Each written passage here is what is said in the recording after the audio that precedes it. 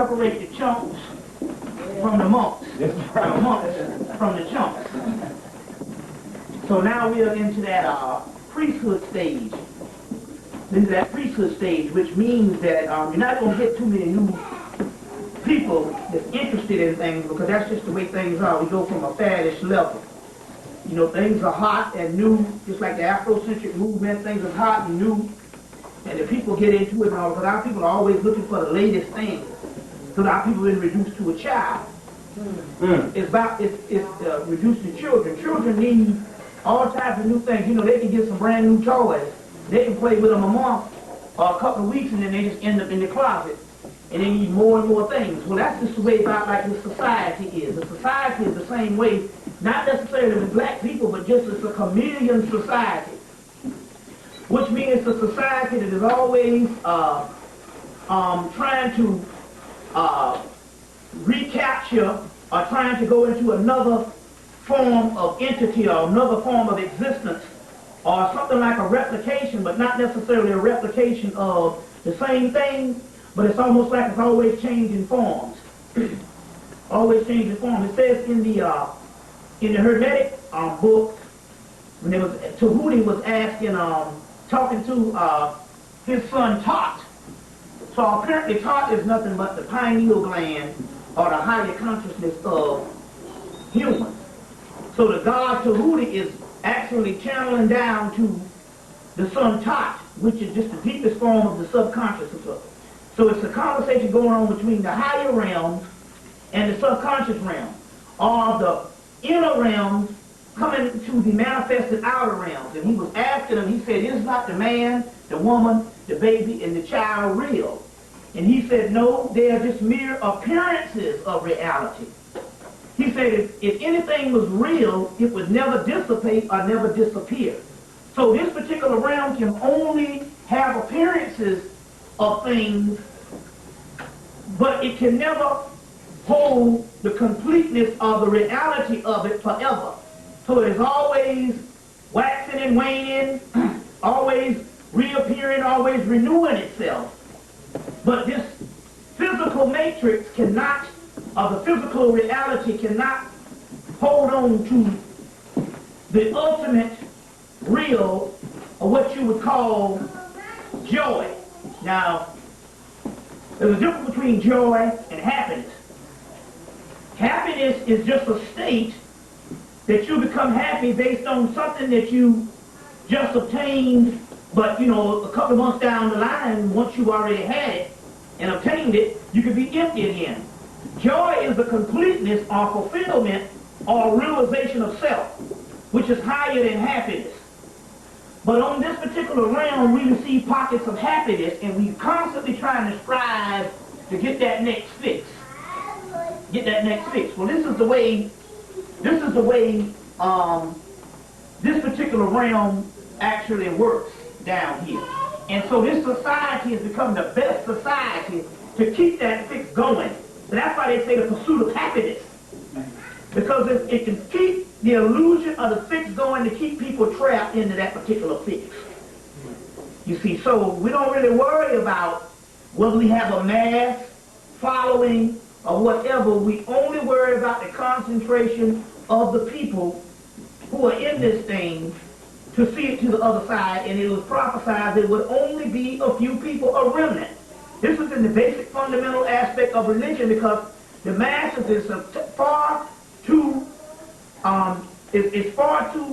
much of a potent situation or a esoteric situation for them to actually grasp this thing, but just a little period of time. Just a little period of time. Now, so my point here is, it's not necessarily how well the movement is, or not necessarily how well you reach the people. It's based on the people that you reach that's already locked in. That's enough. And sometimes that's just the way it is. We got to start looking at this thing saying, it's the way it is because it's supposed to be that way. And we don't worry about, you know what I'm saying, what can be. You see, what can be. Like I said, it's not a matter of trying to get your niche, or what is, some people saying, what is my role? What is my niche? What is my goal in the society? Yeah. It's not even about that, because all of this is an illusion. You see what I'm saying? What is it? The only thing that is the most potent thing you're supposed to deal with is what you can obtain and how much information and the bottom line that you can get to the truth while you're down here. Not necessarily on what pleases you and what your role is in the society or whatever type thing, because it's not about that. So it's not about that. So what we're going to do, first of all, we're going to pour libations to the the Congo rights and a few others, you know, by spitting the the rum. We're going to pour libations to the Congo rights, and then we're going to go into a couple things. But what we want to do, because we got such a I don't want to say small crowd, but an intimate crowd, we want to start off again with a question and answer, because some people have things on their mind that's fresh on their mind, and sometimes by the end of the day, we don't get to those things because they either be forgotten, or what happens is you got to understand some your questions are actually answers. You see what I'm saying? And there's no question too small or too big. You see what I'm saying? Because right now at the time we are in the bunker, because clearly the last 2 weeks showed you if we ain't in warfare, you see what I'm saying, then we don't know what it is. But I'm going to go into some esoteric side tonight. Last night I went into the physical side of what actually occurred and the conspiratorial side. Tonight I want to go into the esoteric side and see how it lines up with the spirit world, with what went on the past 2 weeks. But what went on the past 2 weeks. But right now, I'm going to pour libations, and then we're going to, after pouring libations, we're going to, after pouring that, we're going to go into a question and answer. Then we're going to go into some other things right now. So, get the rum. You know the deal. I say. I say. Zarabanda. I say. El Cristo Negro. I say. Cristo Mamuete. I say. Machola. I say. I say. I say. I say. I say. Francisco de Figueroa. El Cristo Rey. I say. I say. Loqueo. I say. Te combo. I say. Loqueo. I say. O teacher. I say. I say. I say. I say. I say. Omagumu. I say. Newt. I say. I say. I say. I say. Dembalaredo. I say. I say. Adam Verdi. I say. Erzuli. I say. Eduardo. I say. Rebecca. I say. Papagate. I say. Orumala. I say. Olakun. I say. Oshun. I say. I say. I say. I say. I say. Hold on. Let me get some. I say. Osar. I say. Oh. I say. I say. I say. I say. I say. I'm in Rock. I say. I'm in Renton. I say. I say. Andrew. I say. I say. I say. I say. How about the Kansu? I say. I say. I say. I say. I say. I say.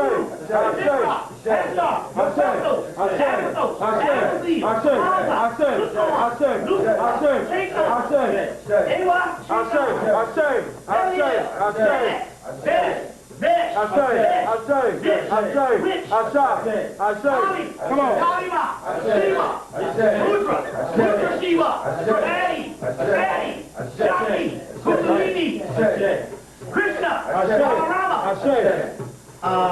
Maya, I say. Sekmaya, I say. Metatron, I say. Metrinet, I say.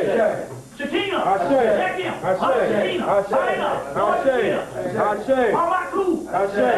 I say. I say. Sutan, I say. Anru, I say. Nelper, I say. Cam, I say. I say. I say. I say. Melody, I say. Music, I say. Ornament, I say. Dance, I say. Cellcat, I say. I say. hold on, give it a few more. Dionysus, I say. and Prometheus, I say. Prometheus, I say. Titan, I say. Titan, I say. Titanus, I say. Bertra, I say. Danai, I say. Ishtar, I say. Banana, I say. Aphrodite, I say. I started taking. I say. Limit. I say. Layla. I say. Limit two. I say. Lamont. I say. Lamont Yin. I say. Diana. I say. Sophia. I say. Hemmitt. I say. Stop it. I say. President. I say. I say. I say. I say. Hermes. I say. Hero. I say. Aphrodite. I say. Tarsus. Hold on, let me see a few more. Echidna. I say. I say. Heru. I say. Heru Raha. I say. Montefi. I say. Newt. I say. Addis. I say. Hamaru. I say. Hamerti. I say. Hamarti. I say. Okay, we're going to deal with that right now. Okay. Okay, so now what we want to do is right now we want to go into a little question and answer. All right. Right now, to get things started. Like I said, I'm going to deal with some couple of things that line up so perfectly. Like I said, this book, Nostradamus 1999 by Stephen Paulius. You can get your hands on it now. This particular book came out in 1996. If you can get your hands on this particular book, this book here is almost blueprint compared to the stuff that actually happened 2 weeks ago. You know, actually, it's blueprint based on the things that happened 2 weeks ago. So we got a few things we want to deal with. We want to deal with on that particular level, but right now, I want to go to a question and answer. To get some ball rolling and stuff, you know. Anybody got any questions? Yeah, what's that, brother? Yeah, how you doing? How you doing? Thank you for coming out and keeping Okay. it real. My question would be, could you speak directly to the bombing itself and all the events that's been leading, that led up to the bombing? And Well, to give a recap, first of all, I want to start off and say that I want to start off this way because on the 24th of August, no, September. No, let me see this one. I think it's the 24th of August. You had the sister Aaliyah died. You had the sister Aaliyah died. Yeah. Now the key here is, we know that every 2 years, every other year, every 2 years, they've had a ritual going on in this country where they had Diana died in 97. 2 years later, it was John J. F. Kennedy Jr. All this was in the summer solstice now. Then, 2 years later, you have Aaliyah. It turned to black. Now, this is very key because the simple fact, and it is very significant, and I'll explain why in a few minutes. It's very significant to the point whereas she had just completed doing a movie called Anne Rice, Queen of the Damned. She was working on The Matrix. She had just completed a movie called Anne Rice, Queen of the Damned. I want you to get a book called Anne Rice, Vampire Companion. If you get your hands on that book. In reading the Anne Rice's Vampire Companion, you will find out that Anne Rice's was no lightweight. This was a woman that was steeped in occult information and was a part of some type of secret society. Some type of secret society. As a matter of fact, when the movie Interview with the Vampire came out in 1994, I was up in New York when this movie came out, and I was up at a couple of places, a couple of metaphysical bookstores. When we walked in that bookstore, they had meetings in the back on this Interview with the Vampire, and they was literally they were studying, they was getting the characters right, and I'm like, wait a minute, this is more to it than just a movie. This is an occult following. An occult following. I'm going to say cult following. Cult is just you follow somebody and you blindly. Right. An occult following is they're dealing with the hidden meaning and symbology where they cloak within the movies or her particular writings esoteric material, and it's sort of like a new mythology. And these followers come in and cloak within the material. They learn greater information based on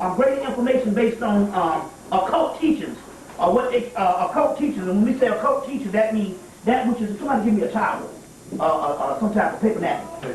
Occult teachings means that which is hidden. Now, know the difference between cult and the occult. The occult is the information that's going on with the secret societies. There's a difference. So anyway, to make a long story short, when I got to Anne Rice's Vampire Companion, her particular book, I understood that when I got that particular book, that there was a lot more going on in this particular information when it came to Anne Rice. I understood that she had worked for some big government, or what we call forces of the secret society out here, and forces of the secret society. And I understood that what we were dealing with here was something that was greater than just somebody writing novels. Now, that means, how does this tie in? It all is significant because Aaliyah ended up starring in this movie, Queen of the Damned. Now, there's only one thing about that. Aaliyah is a person that's virtually unknown outside of the black community. She started off a few years ago as 15. Then all of a sudden, last year she did a movie, 2 years ago or last year, she did a movie, Romeo Must Die. And this stuff started snowballing. Then she started getting these roles. Now, how is this woman a virtually unknown that would actually come in and just lock down two major roles? Number one, the two Matrix movies, because they were going to do 2 and 3 right behind each other. And Queen of the Damned. Now, this is very key to me because I'm like, man, here it is. These white people follow this Anne Rice stuff to a major level. And all of a sudden, they're going to get this black woman to play Akasha, the Queen of the Damned. First of all, they're going to admit that because Anne Rice's whole chronicles in her vampire thing, because there's several books, but it all starts off from the Queen of the Damned. Her entire chronicles start off from a Egyptian goddess or a queen called Akasha. And Akasha is bitten by this particular entity, taken over by this particular entity called Amel, which is melanin. And this Amel gets into her blood system and thus starts the first immortal vampire that later on is the ancestor to the entire vampire clan.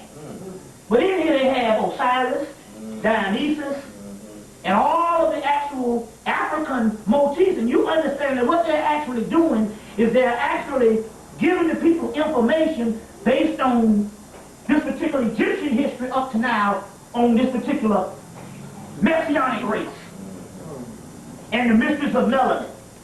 Now we look up in the Sumerian mythology, Amel is a literal entity, but in so many words, the Greek word, which is later on Greek, but actually a Middle Eastern word or an African word for male means black. So, all of a sudden these white people, they're going to admit at the turn of the century, the turn of the century, or the millennium, that the Egyptians is black. You know what I'm saying? They just can't somehow admit to that. You know what I'm saying? So they're going to admit that the Egyptians are black. Then they're going to take this young girl and they're going to put her as Akasha. And she completes this particular movie. Meanwhile, when she completes the movie, she ends up being murdered in the aspect that they even said the discrepancies was she was supposed to get on one plane. They took her off one plane and put her on another plane. And the plane supposed to have caught on fire because it was too much luggage, but I want to know what type of pilot, trained pilot, is going to take off knowing that the luggage exceeds the capacity of what the damn plane is able to pack. Right. So anyway, to put a long story short, what you have here is you have a ritual sacrifice. You have a ritual sacrifice that went down during Sirius rising. Always keep. Diana dies on Sirius rising. John dies on Sirius rising.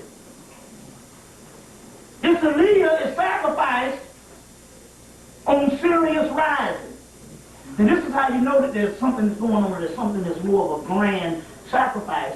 Because you look at the normal TV shows which normally would not even carry the black talent or showcase black talent. They had this thing on for about a week, like Aaliyah. And if you look at the time they had it on, it was in the same frame, at least the first week of the doggone Praise Center bombing. This was a great ritual that was going on. Now, we must get into the knowledge of understanding that things do not happen outside of an occult or a cult or a secret society order. You can say what you want about the plane hitting the building. It is the way that they carry this thing off the next couple of weeks to let you know that this is a pattern that we're locked into, and they're getting ready to lock down the country because of it. But meanwhile, some people saying, well, what's still the significance with Aaliyah? Well, first of all, they killed Diana, which was a white girl in 97. They killed John in 99, and then this thing all of a sudden had to switch to black. You see what I'm saying? Now, when I was here, back here in June, I told you they had the great eclipse in Africa. They had the eclipse in Africa. And when they had that eclipse, it was a perfect eclipse. And when they was doing it all, it was this thing, you know, just trying to get the old astronomical thing going on. And one of the Africans came out and said, this was a sign from God. They said this was a sign from God. And they were like, oh, you don't know what you're talking about. He's like, I know what I'm talking about. He said something big is getting ready to happen this year. He said, you're going to see something, this Africa said, you're going to see something major happening this year or next year. This is what he said on June, well, I think it was the summer solstice, because you had the eclipse, you had the summer solstice, and you had this black hole thing that they've been talking about that opened up on May 23rd. Now, like I said, on the Trade Center bombing went off on the 11th. That Thursday on the 6th, the New York Times reported again that yes, we are in a black hole. Which is the same again. They reported again the same thing, the Discover magazine, 1998. You see what I'm saying? About we was going towards the black hole, and then you have Time magazine, how the universe will end, June 25th, right after June the 21st. So anyway, like a month and 4 days after the actual we went into this black hole in May. Now, the key here is they reported again in New York Times. I was up in New York. They reported again in New York Times that we was in a black hole. Now, meanwhile, several things going on. We got the Aaliyah sacrifice. You see what I'm saying? All of a sudden, this girl just all of a sudden, she was getting these roles and stuff. You know what I mean? She was getting these roles, and the next thing you know, she's dead.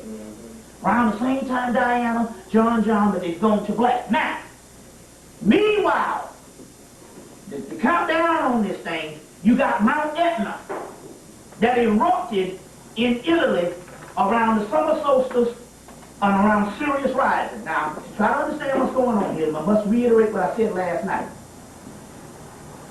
This is the millennium. Not last year, this year, 2001. All right? But the millennium only starts on the African time during the first of the year, which is Sirius rising, somewhere in July. And there's a discrepancy on when, but you know, we deal with cycles, we're not really dealing with calculating white man dates and times. His dates and stuff is to mark out his calendar so he can do business and so he can run his civilization. Mostly, the Africans go on a cycle, maybe a 7-day cycle. What I mean by that is, you see those 7-day candles, the 7-day candles, those 7-day candles, the reason why it's 7 days, because they don't calculate time, this is the date. So they give you 7 days and these candles might burn down. They're supposed to take 7 days, sometimes they take only 4 days, depends on the energy. Right. But still yet they're trying to give you the saying, they don't go into, the date is the date. That is contractual and based on business. They go on more cycle. More of a week, more of 3 days, more of 4 days. And that's why you have festivals that go on for 3 days, go on for a week, go on for 4 days. And that's the way the African time deals with it. So now the summer solstice or the African New Year only starts in mid-July. So that means that right now we are only in the millennium now. We have just started the millennium mid-July. There's a book on Carl Carini's book on Dionysus. Dionysus is the Greek version of Osiris. But before you had the Greek thing, this thing went into Greece. It was by a black culture called the Minoans. And they worshiped the sacred bull Apis, which is a form of Osiris in Egypt.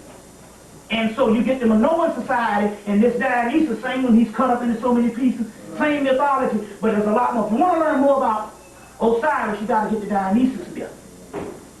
You see, or you can go up into India and get the Shiva stuff. Now, I'm still on this stuff, what I'm talking about here. Now, we're trying to tie this thing in. So the African New Year, in Carini's book, he also says that the Greeks, the Romans, and all of your Mediterranean, if you want to call that, and your Africans, the entire region of what we call the ancient world, the New Year only started in mid-July with the rising of the star Sirius. Now, don't fool yourself, because this is linked right in with Islam. This is what we're going to get into tonight, the spiritual side of what's going on, because we're into a holy war. Not because the Arabs say so, it's because there's something greater going on, because the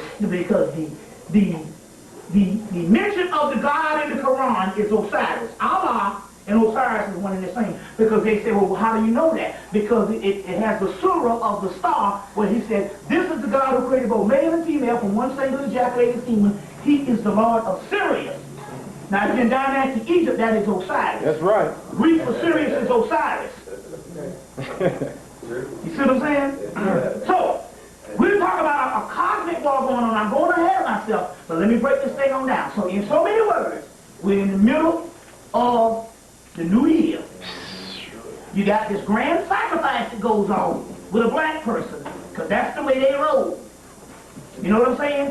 It started off with the 2 white people, and you can even go back, you can even trace this thing on back to sacrifices. That girl that died, because we get all kinds of races in this thing. The Hispanic girl that died. Oh, yeah. They killed Selena. All of a sudden, it's always some mysterious death. Her trainer just gets jealous of her or some kind of thing, will steal somebody, and then shoots her. And they say, now, here it is again. Selena, she was popular in the, she was moving popularity in the Hispanic world. She had just done her, she had just recorded her first English album, and was getting ready to be an international superstar. You see what I'm saying? Going back to get this, I believe that you can even get this, you can even trace this shit back to 1973, June the 30th around the summer, because you also have the summer solstice rises, which starts in the June 20 or whatever, the 23rd. You can trace this shit back to 1973 with Bruce Lee. And he's gone been dealing with this stuff a long time. They said if Bruce Lee had lived, he would have been the greatest superstar ever in the history of the world, because why they say, because they got billions of Asians. You know what I'm saying? They got 1 billion in Red China alone. So they would have just been, he would have been one of the greatest superstars. He gets conked out. You see what I'm saying? Then you also have in the fall of that year, you have a grand sacrifice. People don't know this. Now, I just want to lay the foundation for this to make a good tape, so just try to understand this. I'm getting ready to get where you're coming from here. Because you asked a broad question, but it's very good. Now, there was another sacrifice that went on what they call cellulite, or celluloid, which is film. Bruce Lee dies on June 30th of 1973. Now, remember now, his son dies in June of 1993. Brandon Lee, he sacrifices going on. He dies mysteriously, they shot his ass or whatever. So he dies in June 30th, 20 years later, he dies in June of 1993. But the following year, Bruce Lee dies in June 30th of 1973. In the fall of the year, they have another sacrifice, because this is all dealing with cinema. That's all the same thing with the Leah thing. They have another sacrifice where they take 3 men. You always got always three people, Jubilee, Jubilee, the three crosses at Calvary, the 3 wise men, the 3 stars on the 3 head spears of the Kabbalah, the 3 pyramids of Giza, the 3 stars in Orion's belt, always 3. You got Bruce Lee, John Saxon, who didn't know no karate, and Jim Kelly. And Jim Kelly, what? They sacrificed him on the movie, and he dies in the movie. That was a ritual sacrifice. Because it stopped with me, the movie. Messed with me for a while. I said, damn, they killed Jim Kelly. And Jim Kelly could fight, but John Saxon couldn't. Right. Jim Kelly had to teach him in the movie how to kick the other guys behind. See, they always do these ritual sacrifices that's going on. That was a sacrifice. Now, going back to this Aliyah thing. They got this whole sacrifice thing that goes down at a certain time. Meanwhile, the same time the sacrifice is going down, there's something mysterious happening. The mysterious thing that's happening is the dolphins, the sharks. Right. All of a sudden, start biting people. And my brother said, now you notice, natural disasters always hit these white people. You don't ever necessarily mess with black people, but say, things are changing now because we're taking on white people's cause. Because we try to be so much like them. And so now, what you got going on here is you got that brother was down there in the resort and the shark bit his leg off. But usually it be white people, but the key was, people didn't understand this, all the way up until Labor Day. These white people were getting bit by sharks. The little white boy, then they had another white boy get bit, and stuff. And so, but this is the key that was really scary, was that what scared them was that they had a shark convention. Did you see this shit? It was on NBC News. The sharks had a meeting, a convention. Off the coast of Florida, white people swimming in the water. They wasn't even studying the white people because it could have been a slaughter. Right. It was something, they said it was 100, but when they reported, they said it was almost 1,000 sharks. And they were just meeting in the water. They said they couldn't understand how 1,000 sharks come up on the coast. And they're meeting in the water. Did you see this thing? It was a convention going on. And they showed it, and NBC News said it's a shark convention. That's exactly what they said. So there's things that's going on at this particular time. You see what I'm saying? They said, and meanwhile, Mount Etna, which is this ancient volcano in Greek mythology and all, that all of a sudden starts erupting. You see what I'm saying? Starts erupting. So now, they announced, so they got this sacrifice for Leah, because Leah is playing Queen of the Damned, which is the chief woman that starts Anne Rice's Vampire Chronicles. Get the book, Anne Rice's Vampire Companion. They go into all this kind of stuff. And then all of a sudden they got her, this black woman, they're going to announce that the Egyptians are black. And they got her, she completes the movie, but in order to do this thing, they immortalize her as a form of Maya, because the word Aliyah means one most exalted high. And they complete the movie, and then they say, she sacrificed. That's a ritual sacrifice. That's a ritual sacrifice. All of a sudden, I go to New York. I'm talking about this whole Aliyah thing. Then, on the 11th, this thing goes down. Of this whole World Trade Center bombing. Now remember now, I'm in New York and we get this stuff off of the local news, and the local news was different because the local news up there, they showed in the buildings when the building started to fall, because like I said, the firemen said there was no way that they didn't think the building was going to fall. That's why they rushed in. Anyway, when the building started to fall, we saw orange lights go off on each floor. Like orange fire go up on each floor. And somebody said, man, they're detonating things, and that's why the buildings fell in the implosion style. Now, you can say what you want about implosion, when they bring down these buildings and stuff like that. You can say what you want. Well, they can say, well, we don't know how they fall. Well, you don't know how things fall when an airplane hit them, they might fall that way. I say, but lightning don't strike twice in the same place. I said, if one building fell that way, if all the buildings shouldn't have fell, because it's perfect. That's right. And you get the same done, and you get it so pedestrians can be in the street and don't get hurt, just like they invite you out to see these implosions when you go out and they blow up these buildings. Right. So they was detonating these particular bombs and stuff. You see what I'm saying? Now, so in so many words, we talked about this last night. That in so many words, it's like wag the dog. And one of the brothers rushed upstairs and said, always get the information when it first comes out, because by the end of the day, they start changing things. Yeah, that's right. You know, they always change things. So always get it at the beginning of the day because they start changing things. It was interesting on NBC News that night. They showed, on NBC News, they showed 3 or 4 buildings around the country being imploded. And they was talking about how these 2 buildings fell in the perfect style of the implosion. Now, I'm like, man, they're really messing with people. Now, to cap off, like I said yesterday, I'm up in New York. 2 nurses I know get off work on their regular shift. And I'm asking the question when I asked the sister Chisholm and her sister, I asked her why she off work if this was a national emergency and they need y'all on call. They said because we don't have no bodies coming in. That's right. They just saying. No bodies whatsoever, but yet there's a mass blood drive all over the United States. Right. With the Red Cross to give up blood, and they don't have no bodies. They didn't find no bodies until that Thursday. Yes, sir. And still taking blood. That's right. You see what I'm saying? Still taking blood. You see, now my point here is, we'll give 2 scenarios, and we're going to give some spiritual side of this thing also. Now, there's 2 things that happen. One, it could have been something that they knew that they was waiting on.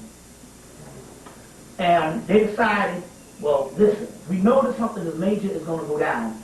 Now, 2 things can happen. Either it could be something that they started themselves, or it could be something that was major to go down. They said, well, we're not really interested in the incident to go down. We know whatever major goes down, we're going to use this as a starting point to lock down the country. That's the same thing that all the people have been telling you before. They're going to give you fear. They're going to take away your rights. To lock down the country. Now, everybody that's been dealing with this stuff for the last 10 years knew this thing was on the way, and even white people talk about it. Whole militia groups. You see, now meanwhile, there's militia groups out here. See, they do two types of things here. The militia groups were not a skinhead type of entity or some old backwoods country crackers. You see what I'm saying? They was afraid that they was giving the country to other races. That's the decoy. Now let me explain. Because the militia group was northern crackers from Michigan. And 98% of where they live, black people didn't even occupy that upper state, Michigan. Black people are only in Detroit, in the mass form. Detroit, maybe Flint or whatever, but mainly Michigan is a white state. So these crackers are good, because this all ties in, or what's going on, because we're at war right now. Yes, sir. These militias started standing up in the early 90s. It was a white intelligentsia group that said that the country is getting ready to be taken over by these secret societies, and they're going to take the rights from us. And they're going to give you, like Bill Cook and all of them saying, they're going to give you fear, they're going to give you crime, they're going to give you anything to take your rights away. And you will say, just please protect me, I'll be the damn slave. As long as you don't cut off my doggone luxury. That's right. Damn. So, they put the fix in. These intelligentsia groups was popping up. So there's a history behind it. They was popping up all over the continental United States. The government got scared. They said these white intelligentsia groups is one thing for black people running out, but most white people be like, oh, that's them old niggas. They what they call it, they always blaming things, they always paranoid, and they always bitter, and they got a chip on their shoulder. Right. So here it is, these white people were saying, hey man, this damn government here don't love us. What black people were saying the whole time. All of a sudden these white people started doing this stuff, and all this stuff on the New World Order, and these secret societies and all these books was a white phenomenon. We only had like 1 or 2 blacks in the field dealing with it, man, Steve Coakley. Right. And a brother named Dawood started out saying some things back in the late 80s. But mainly, this was a white phenomenon, but it was a white intellectual intelligentsia. So the government said, we got to stop this thing. So what they do is, They come in and they set up the Timothy McVeigh thing and link it with some skinheads and link it with some deranged crackers. And then they blow up that building. And when they blew up the building in Oklahoma, immediately, and when they just select, all they got to do is Timothy McVeigh. Any society is an open society. That means anybody can come in. Let's say if you white people and you white militia, that means these other white people can come in. They can be hobnobbing with you. They can be in the militia for a couple of months. Go off, blow up the building, and they link that person, that single cell, with the greater group, and then they can say, well, they blew up the building in Oklahoma, and immediately they started talking about these militias. The militias not knowing what's going on, they're getting all the air time and all the fatigues on, and the militias were strong all over the country. And these were white intellectual intelligentsia groups fighting against a new world order. But what happened was they blew up the building, and when they blew up the Oklahoma building, it cast this extremist shadow over them.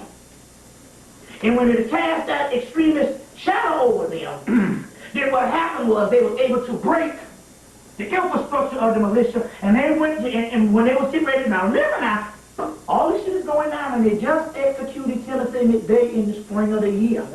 So they did a revisit to the militia, who they said was almost like thousands. I mean, it was almost like, they said it was almost 10,000 strong. 14,000 strong in the Michigan militia alone. When they came back, it was barely a couple of hundred. So they could break that militia. You see what I'm saying? They could break that militia. They broke the infrastructure of the Nation of Islam. Remember now, because when the Timothy McVeigh thing went down, they was looking at the Nation of Islam, they was looking at any groups that they call anti-government. You see what I'm saying? Or what we call aware of the government. And remember, one of the first people that they did when the Oklahoma building went down was they had a Nation of Islam as a part of the group. Meanwhile, Nation of Islam is reduced down to an apologetic system where Farrakhan is going all over the country apologizing. Right. To who? To Europeans, to the white people. Yeah. Meanwhile, to make sure that they can weaken the force, King Khalid comes out against Khalid Muhammad. Right.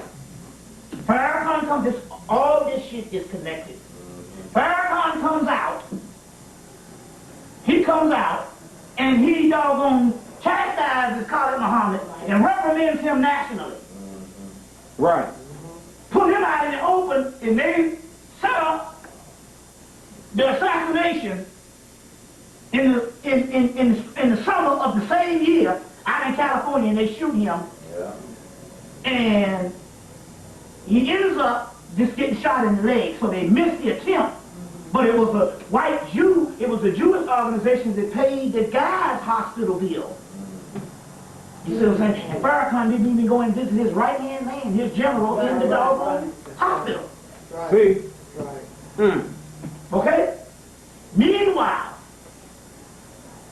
February comes, and they set up the assassination to Khalid Muhammad in February, because if you're going to do this Muslim thing, you can't have any people that can cast light on the government and show it for what it is. So you got to you got to weaken all roads of infrastructure.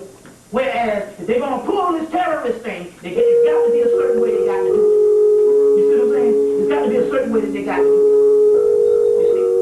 So you have to. So you can't have any forms of an outside agitator, as they would say, or a person that will come out and start speaking that would actually wake the people's eyes up, or open the people's eyes to what's really going on, which is lockdown time. So all of a sudden, Khalid Muhammad mysteriously dies. But it's very interesting here, because I spoke in New York. Now, I damn near had to get wrestled out of New York when the shit went down. But it's interesting, because I get a call from Khalid Muhammad's right-hand woman, Malika. And this is the woman who was number 2 in charge of the Black Panther Party that he started. All of a sudden, she came out and she explained on how this man was murdered. We're going to get into that in a few minutes.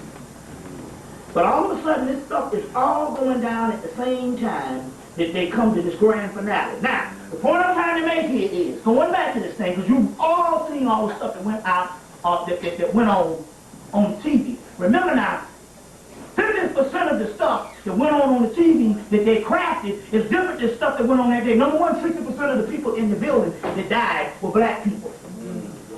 Because they said if the building was open for business, if they would have hit it at 10 o'clock or 11 o'clock, they would have got the general public, because this was the World Trade Center, and it was open for business. And 6,000 people died. Can you imagine how many people, and these are workers, can you imagine how many people it is that does business, and they need 6,000 workers to come in and transact business with the actual general public? So in so many words, if 6,000 people died, they said if they would have hit, none of these were workers, they said if they would have hit the building at 10 o'clock, they would have had a fiasco. Right. It would have been a disaster. Now, majority of the workers was there at a particular time. Remember now, they just announced in the USA Today yesterday that 4,000 Jews didn't even show up. Right. Including your whole financial wizards. Didn't even show up. At all. 4,000 people don't show up. You see what I'm saying? And they announced this shit. Now, that means if they would have hit the building at 11 o'clock, it would have been a great disaster, but they knew the majority of the people at that particular time. Number one, the bulk of the people that's opening up is your workers, and at that particular, it's a whole lot of black people at that particular time. As a matter of fact, when I was up there, a lot of people were saying the majority of the people, they knew dozens of people that worked in the World Trade Center. You see what I'm saying? So the World Trade Center was about like damn near Grand Central Station. Grand Central Station, about like Port Authority bus terminal. It was just such a major discourse for doggone employment. Right. That black people was in it, and they said 60% of the people that died were black people. That's why they still ain't showing you the damn bodies. You see what I'm saying? They didn't show nobody the bodies and stuff like that. No, but I'm gonna get your question right now. But one thing about it, like I said, they were giving the mass blood drives all over the country. But there's only one thing. The sister said, she reported to me. She said, I am home now because they ain't finding nothing but legs, torsos, head, arms, fingers, but whatever it did, it completely demolished whoever was in the building. Also, going back, they had the guy on BET that said he saved 50 people in his apartment because when the building went down, they told all of them to go to the high floors. And he said, wait, this shit don't sound right. They all got the hell on out of there. And only one person in their whole apartment died. But yet, they were telling people to go to the high floors. As well as when the thing went down, they were telling the people to go back inside the building. And they said also, too, you got to understand this, that is the reason why, now don't be fooled by it. These are professional firefighters. And they said the reason why they lost so many firefighters, they said because they rushed in the building because they had no idea that the building was going to fall. Now, a building that tall or whatever, they say, well, whatever you say, they said they had enough time to get everybody out of that motherfucker. But when I saw it on the news, they was showing these orange lights going off on each floor. And one of the brothers said, hey, they're detonating stuff. And the guy on the news that morning said, hey, there's bombs going off in the building. Sure did. See, they wipe all that out later on. But like I said, we got to look at this thing because there's no way, if you say it's perfectly imploded, like you blow down stuff. Right. You see what I'm saying? If they perfectly implode things, you can say, well, nah, you don't know what happened. A plane hit a building, but my point here is it can't happen twice. See, maybe the other building would have tipped over or something. But I'm not stupid. It would have tipped over. It would have tipped over something, but I'm not stupid. They was not ready for it in 1993 when they only blew up the garage. Don't tell me that these same people can be that sophisticated to blow this thing up and they only blew the garage up in 1993. The parking lot in 1993. Lightning don't strike twice. I'm trying to say is, this is the same building they blew up in 1993. What the hell is it doing when it blow up again? You see what I'm saying? They only blew up the garage, but that was fake anyway. Get the movie, because they always put it on the movie. Get the movie Long Kiss Goodnight. In the movie, at the end of the movie, they got an arrow in a gas truck, dead, and they're going to run the gas truck into the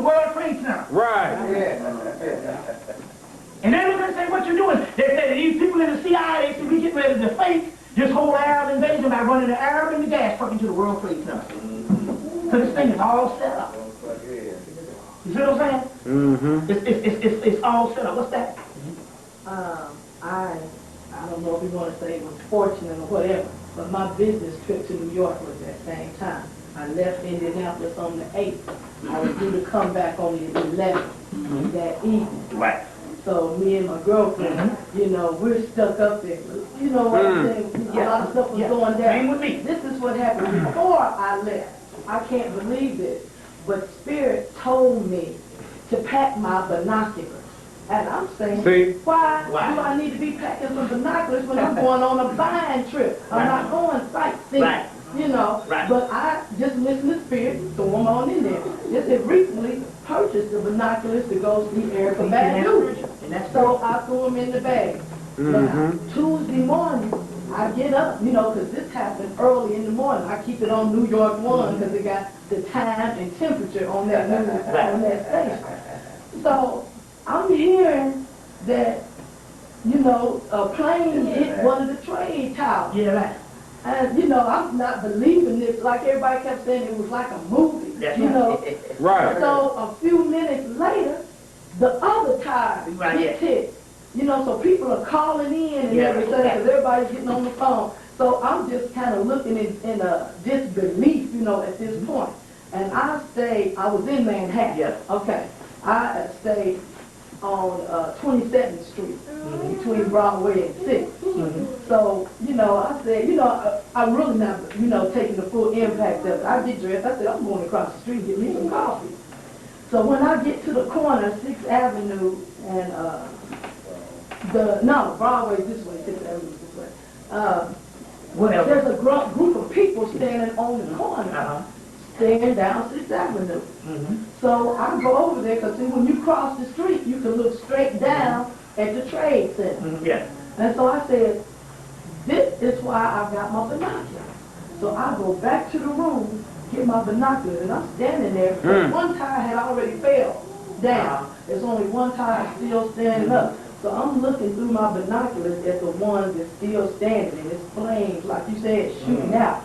And I'm always connected to some type of media, so I had my headphones on, and I was listening to the broadcast, what they were saying was going on. Said the same thing you said that about some bombs. They said this on this day. They said it on the news. Exactly. They said so because people was asking me what was happening because I had the headphones on. So at the same time they talking about bombs that hit the bottom and that's why it's falling. I'm hearing they breaking in talking about the Pentagon getting hit. Right. You know, so I couldn't believe that I was there. And you know, it's interesting because I'm there the same time I did my lecture there. I came in on the 7th, did the lecture on the 8th. Supposed to fly out an hour after. The bomb was supposed to fly at 12:30. They locked down the airport, which is interesting here. The day before, my business partner was with me, and she was up there, and she left out, she left out to get back to her children that Monday. I stayed to that Tuesday. When we was down there, we had gone that Monday, we went to the World Trade Center, and we went to the financial district. And we did most of the filming at the financial district. On the way walking up, I saw this perfect picture of the World Trade Center. I said, and now she had it's interesting because she took her video camera. And we did a whole documentary down there. I said, get a picture of the World Trade Center. For some reason. Because the shot was so mysterious. They had this thing that looked like a colonnade, the Champs-Élysées in Paris. You know, that colonnade the cars go under. They had this thing and it was right there, and it was right in front of the World Trade Center. I said, get a shot of that, and I got a shot, and I talked about it. And the next doggone morning, this thing goes down. The next morning, this thing goes down and all, and then they automatically start locking down New York, and they locked down the whole city. I couldn't believe it. Nothing could come in. They locked up the They locked us right. We couldn't get out, so no road transportation could come and get us, and we were stuck there. But the key is I was able to leave till that Friday, but they started talking about Bin Laden before the second building fell. I'm like, damn, you all did the same thing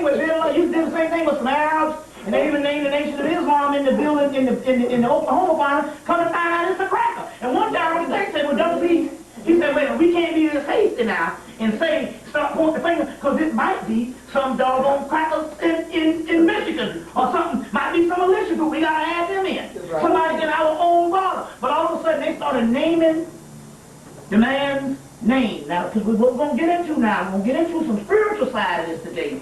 To try to understand this whole jihad thing and stuff like this and all, because it's all connected. It's all connected. But the key here is, number one, it was done on the 11th.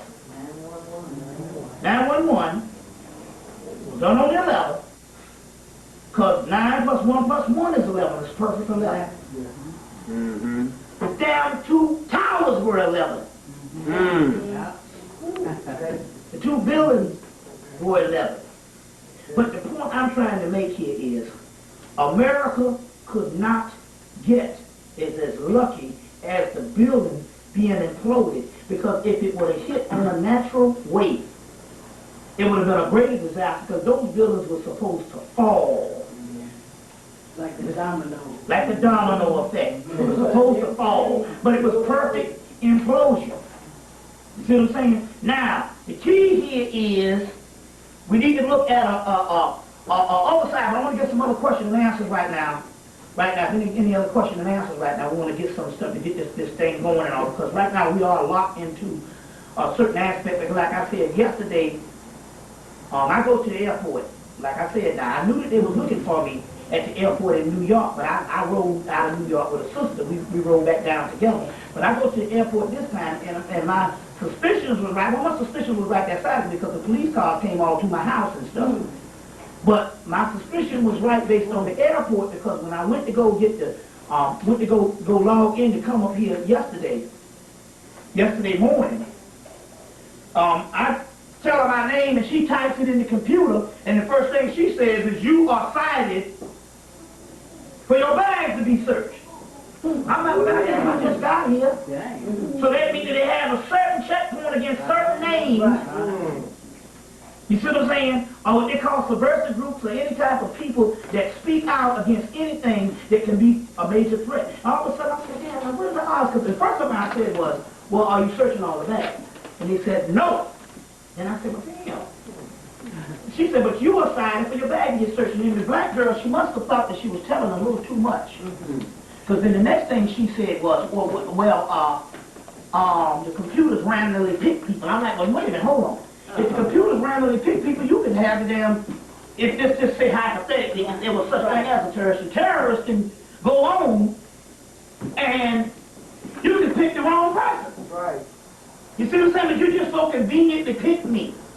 You see what I'm saying? So my point is they're gearing up for this type of thing. But I'm saying they're gearing up for this type of thing, number one. We talked about this yesterday. They're gearing up for this type of thing not necessarily because they're just so scared of terrorism. They're gearing up to, you got the heat on now? No, is it hot? No, yeah, it's hot. Oh, okay, I just cut the air off. I thought it was cold. Oh, no. Oh, okay.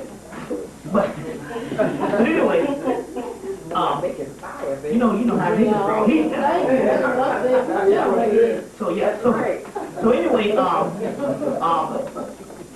remember now, the key here is, because one of the brothers came up and said, now wait a minute now, because all the white people, even some of the black people, why the beast don't take its own self out? But they don't understand, like I said yesterday, that we must understand that this thing here is not based on the United States of America, this thing is based on Europe. They got the euro dollar going now, and Europe is united, and so therefore, as far as they're concerned, the people over here, you understand what I'm saying? It's scrap metal. They're to be sacrificed. They are expendable. You see what I'm saying? Because now it's based on Europe. That is why they're letting the damn Mexicans in. So, but we also know, based on the spiritual aspect and based on what the science is saying, that it's going to be a group of black people that will rise up, that will redeem the entire universe, as the Hermetic material says also. Somebody give me some paper napkins also, you know, white girl. You see what I'm saying? To redeem the universe. So we know that there's certain signs when this stuff go down, that they gotta put things on lockdown. We're gonna go into that also tonight also too. And give me some more questions and all, you know, because we still want to generate a certain amount of things and all. Yeah, what's that? You have a question, Sanu? Yes, I Yeah. have a question. So, what do you think? Where actually do we go from here? My firm belief is that some things you just can't prepare for physically. I think that the aware people, I think it's a spiritual thing now. And I'm not talking about spirituality as far as prayer. Because I'm going to be honest with you. There's a reason why they told everybody, why all of a sudden they tell everybody to pray? All the damn people are dead. That's right. Why all of a sudden you stop calling this is contradiction? Why are you saying God bless America? Wait a minute. It shit doesn't happen. See, to me, that's a nigga that knows something's going on. So they said, God bless America. They got the children in school singing this shit. You see what I'm saying? So the point I'm trying to make is, why you gonna say God bless America? When supposedly you didn't do nothing wrong, supposedly. Right. And everybody's attacking, but all of a sudden, they got mass prayers now. This is the key. During the summer solstice, and during this particular time, they have mass rituals and festivals. They put these festivals and stuff because these festivals keep this physical world or this matrix strong. Now, I'm going to go into some of this stuff here as far as some certain gods and some renegade gods. But these festivals last most of the summer, but they start ending up around Labor Day. But all of a sudden, this bombing comes on. This is the spiritual side. I'm going to answer your question. And then all of a sudden, this creates an entire new phenomenon for more festivals. Prayer, candle visuals, the movie stars raising $100 million. The American spirit, they got, each city is chipping in with their own type of showing the people that we can come together and all this close. All of a sudden, we close with crackers. They've been kicking y'all in there for years now. And all of a sudden, we all close with crackers now. And run out and put the flag on. And all this, but those are rituals and festivals that's actually going on. Now, that's one thing I just want to reiterate, because we're looking at this thing here. But where we go from now is, I don't think that, I'm going to be honest with you. I don't look at the phenomenon as far as where the black people go from now, because, like I said, in the universal rule of any type of phenomenon as far as what the ancients say and how the system goes on the earth plane is, the masses ain't gonna never do shit but what the ruling elite have for them to do. That's right. So I'm really not really concerned about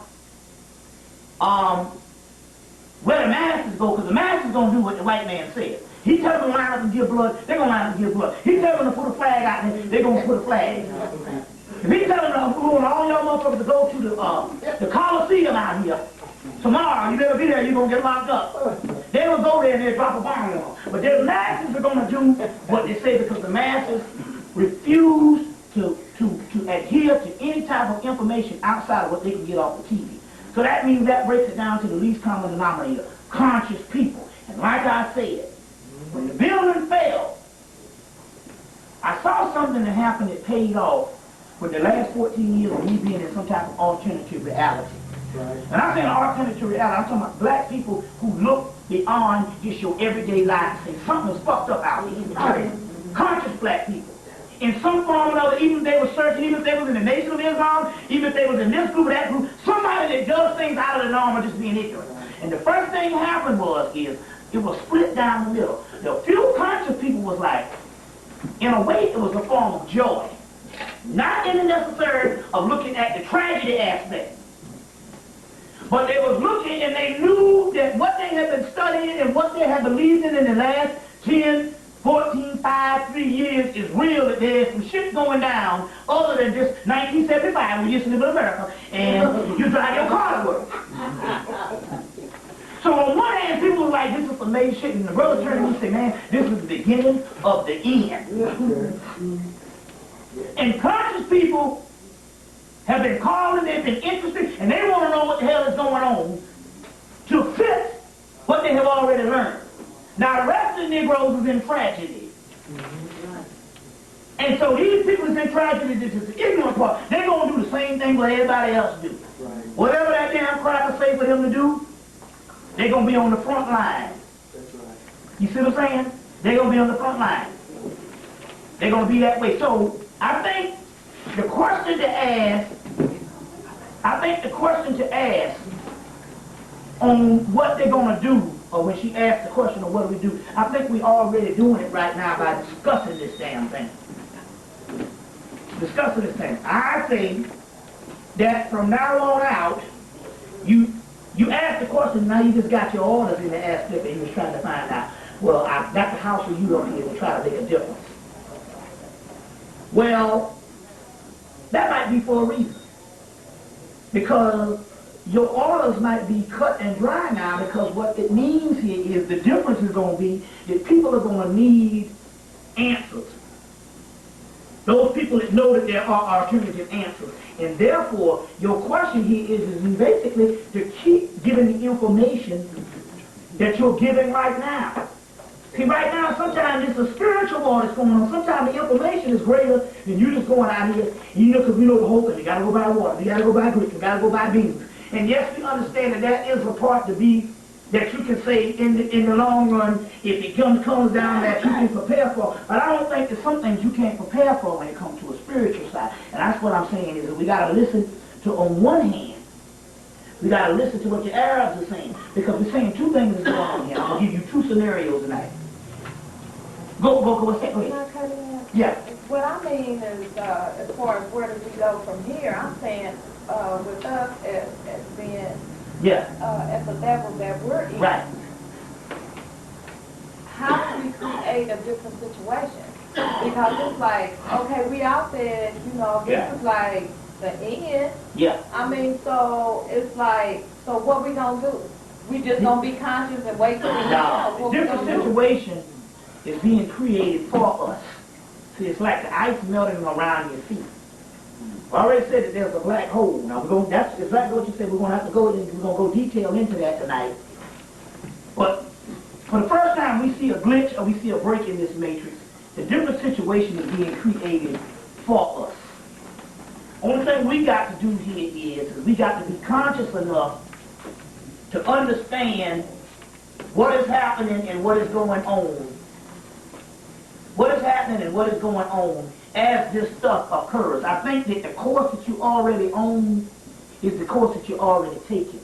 See, I think that we're trained that we always have to do something in the aspect, and like I said in the 1960s, we had mass movements, we're always in the street, we're always doing something, but we were not using our minds, we were not tapping in spiritually, we were not analyzing. That's right. So we did stuff and then we looked up, 5, 6, 7 years later, and we were like, where the hell did we go and how did we get in this situation? I think right now it's a time to tune in. It's a time to tune in. You see what I'm saying? And what I mean by that here is some things at this particular time, the machine or the actual dragon is too big to do something per se that's going to make a difference on the mass form. But I think it's now going down to the part of tuning in and being aware, and I think that we move this thing based on our minds being alert. Remember they say America on alert. Yeah. You got to go by a scenario. Well, if they say America on alert, we know that they're on the alert because all the motherfuckers want to kill somebody. But we know on the other hand, we need to be on alert because we know there's a spiritual phenomenon, and that's what we're going to try to dig deeper into tonight, is the spiritual phenomenon. Now, it's the spiritual phenomenon as far as being on alert. I think now is not the time to go out in the mass aspect and try to do all the protests. We got to get the people ready and all that bullshit. Because see, they say you don't cast pearls to swine. Right. They say that you shine, light shine in the darkness, the people can't comprehend it, the people comprehend it not. I think right now, the key here is to work with the energy, work with the doggone light minds that has been afforded, have come together. That's right. You see what I'm saying? And outside of that, don't wear yourself thin.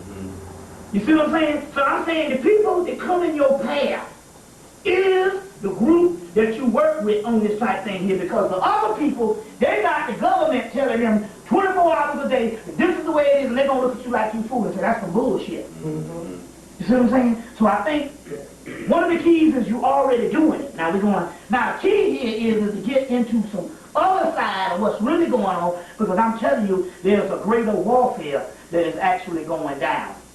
And I'm answering your question partly, but I'm going to give you a greater explanation as we go on in this particular aspect right now. But the point I'm trying to make here is, obviously it's got to be something to the flip side of this, because we know that the physical side, they're just telling you to be on lockdown. They're telling you, no crop dusters, no this, no that, close the borders. And they even told the doggone people the other day, they said, well, we can give you security, but it's going to cost you your goddamn freedom. That's right. Remember Franklin Roosevelt, not Franklin Roosevelt, Benjamin Franklin said, this cracker said, to give up freedom for security means you will end up with neither. So now they told the people, they said, yeah, we will be able to protect you, but it's going to cost you freedom. Meanwhile, you must understand that there is no terrorism. The only terrorism is the terrorism that the United States invented for themselves. Right. First of all, this is the first thing they do. They make you think that the Arabs and all kinds of people outside of white people are very dumb and ignorant. This is the way they do some form of mind control. Now these Arabs ain't stupid. They know there's a big ass United States.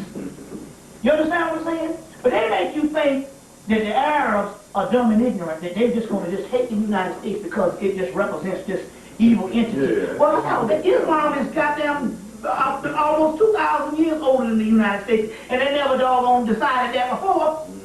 Well, we see them blowing up car bombs in Israel, yeah, because Israel was occupied by a doggone alien cracker. That's right. Check. An imposter masquerade as the original Hebrew. Yeah. Check. You see what I'm saying? And these people were basically fighting over their land. And that's been the bulk of the terrorism that we found over the last doggone 50 years. That's right. You see what I'm saying? So let's get this thing straight. So it's not a matter of this thing here. They ain't never attacked America before. Right. You see what I'm saying? The key here is the only terrorism is the one that America invented for themselves. Now, this is the key here. Now, we're in the black hole. Remember now, this Bush came out and said that we are at war and we will deal with the perpetrators. That means in actuality, because they are the ones behind this shit, they're going to deal with their own self. But now we need to go, so they're going to deal with their own self, you see what I'm saying, on what's actually going on. And what I mean by that is that it says, in a spiritual aspect, the judgment, the way you will be judged, you will set your own judgment. Right. You see what I'm saying? So they got to be very careful now, like I said yesterday. Be very careful on how they do that. 2 days from now, or 3 days from now, it's going to be 3 weeks. And these brothers ain't here to look out a snake, Mr. Big Bad America. Because they scared. Because they know that there's some stuff going down, and they know that in actuality, if they move too far, because see what they're doing, they're riling these people talking about holy war. Right. You see what I'm saying? They're talking about holy war. Now, jihad. Now, they understand, and like I said before, that America ain't won no war in this century. No matter how much they tell you, they was allies in World War I. They all came together. They fought the Germans in World War II. It was Europe defeated the Germans with a little bit of American help. World War II, it was the Russians in Europe defeated the doggone Germans with a little bit of American help. Okay? They lost the Korean War. They lost the Korean War. Right. They lost the Vietnam War. You see what I'm saying? And then they say to fool people, we gonna go to war with doggone countries as big as New Jersey. And basically that's what they've been fighting. They've been fighting states. And calling that military might. You see what I'm saying? And they talking all that terrorism bullshit. I want to ask you, they say we must fight the evil terrorism. Well, I want to ask this question here. Did they say anything about fighting the goddamn IRA? No. The Irish? What is the Irish Republican Army? They ain't said shit about fighting no IRA. And these people have been blowing up shit in Europe for the last 50 years. See what I'm saying? They ain't said nothing. You know the Irish didn't even come up in this shit. And you think that when the Irish been doing shit, the IRA, the Irish crackers been devastating people. Did they say anything about fighting the damn Irish, about terrorism? Nah, a damn thing. What's that? Jonas Savimbi in Angola, who they supplied, they blew up a train a few weeks ago. These killed over 1 million people in the last 25 years in Angola. But he was fired by the United States and South Africa to destabilize the Angolan government. Are they fighting terrorism on the continent? Nope. You see, they say we must fight terrorism. Terrorism is the evil everywhere, but my point is they ain't mentioned Ireland. You understand what I'm saying? These crackers been doggone blowing up shit, you know what I'm saying? These crackers got doggone social unrest right in this country. Right. You see what I'm saying? They ain't said nothing about them crackers from Ireland. They ain't said nothing about no damn militias. You see what I'm saying? But they're very careful about this because I'm going to tell you it ain't got nothing to do with none of that. It's got to do something with something spiritual. We're going to go into that in a few minutes. Give me some more questions right quick before we do something. What's that? You mentioned Bush a minute ago. Do Yeah. you think this bombing is related in any way with the election that was stolen, the presidential election? It's all part of the same science. Now, let's go back, because see, sometimes if you want to get a firm footing on things, you got to damn tie in 12 or 13 factions to get a full picture of what's going on. Now, let's go back to the election that went down. Number one, there's a spiritual side and there's a physical side. The spiritual side was that Mercury was in retrograde. Now you might go, oh, I don't believe in all the same. Let me tell you something. The United States government believe in this shit. Yes, sir. Don't let nobody fool you. Right. We got websites that say, oh, Nancy Reagan is going to her astrologer. Right. Then the next thing they know, they caught your girl going to her astrologer. Hillary Clinton. Now they said Mercury was in retrograde in November, and they said when Mercury is in retrograde, you don't supposed to have no binding contracts. Because any binding contracts will dissolve. Now look at this thing because it was a festival going on. Number one, it was again in the 11th month when the doggone aspect happened with the actual with the election. Now, if you go back and get any videos from the night that the election happened, and you look at the picture of America, you will see that they had both the Democratic Gore was in blue and Bush was in red. And if you look at the states on the election, other than the western half that wasn't even established at a certain time, but listen, you look at the states on the election, and if you go back to 1861, during the time that the states became divided over the issue of slavery and the Confederacy and the Union, you will find out that the states of the Confederacy was Bush and the states of the Union was Gore, and they was divided identical to what they were in 1861 when it comes to this doggone election. Except for the western part of the country, which wasn't established at the time. Right.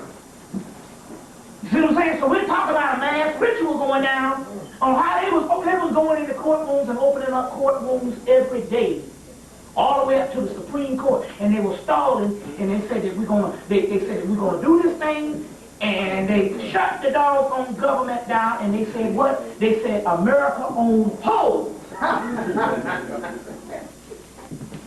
And they shut the government down till 12/12, December 12th.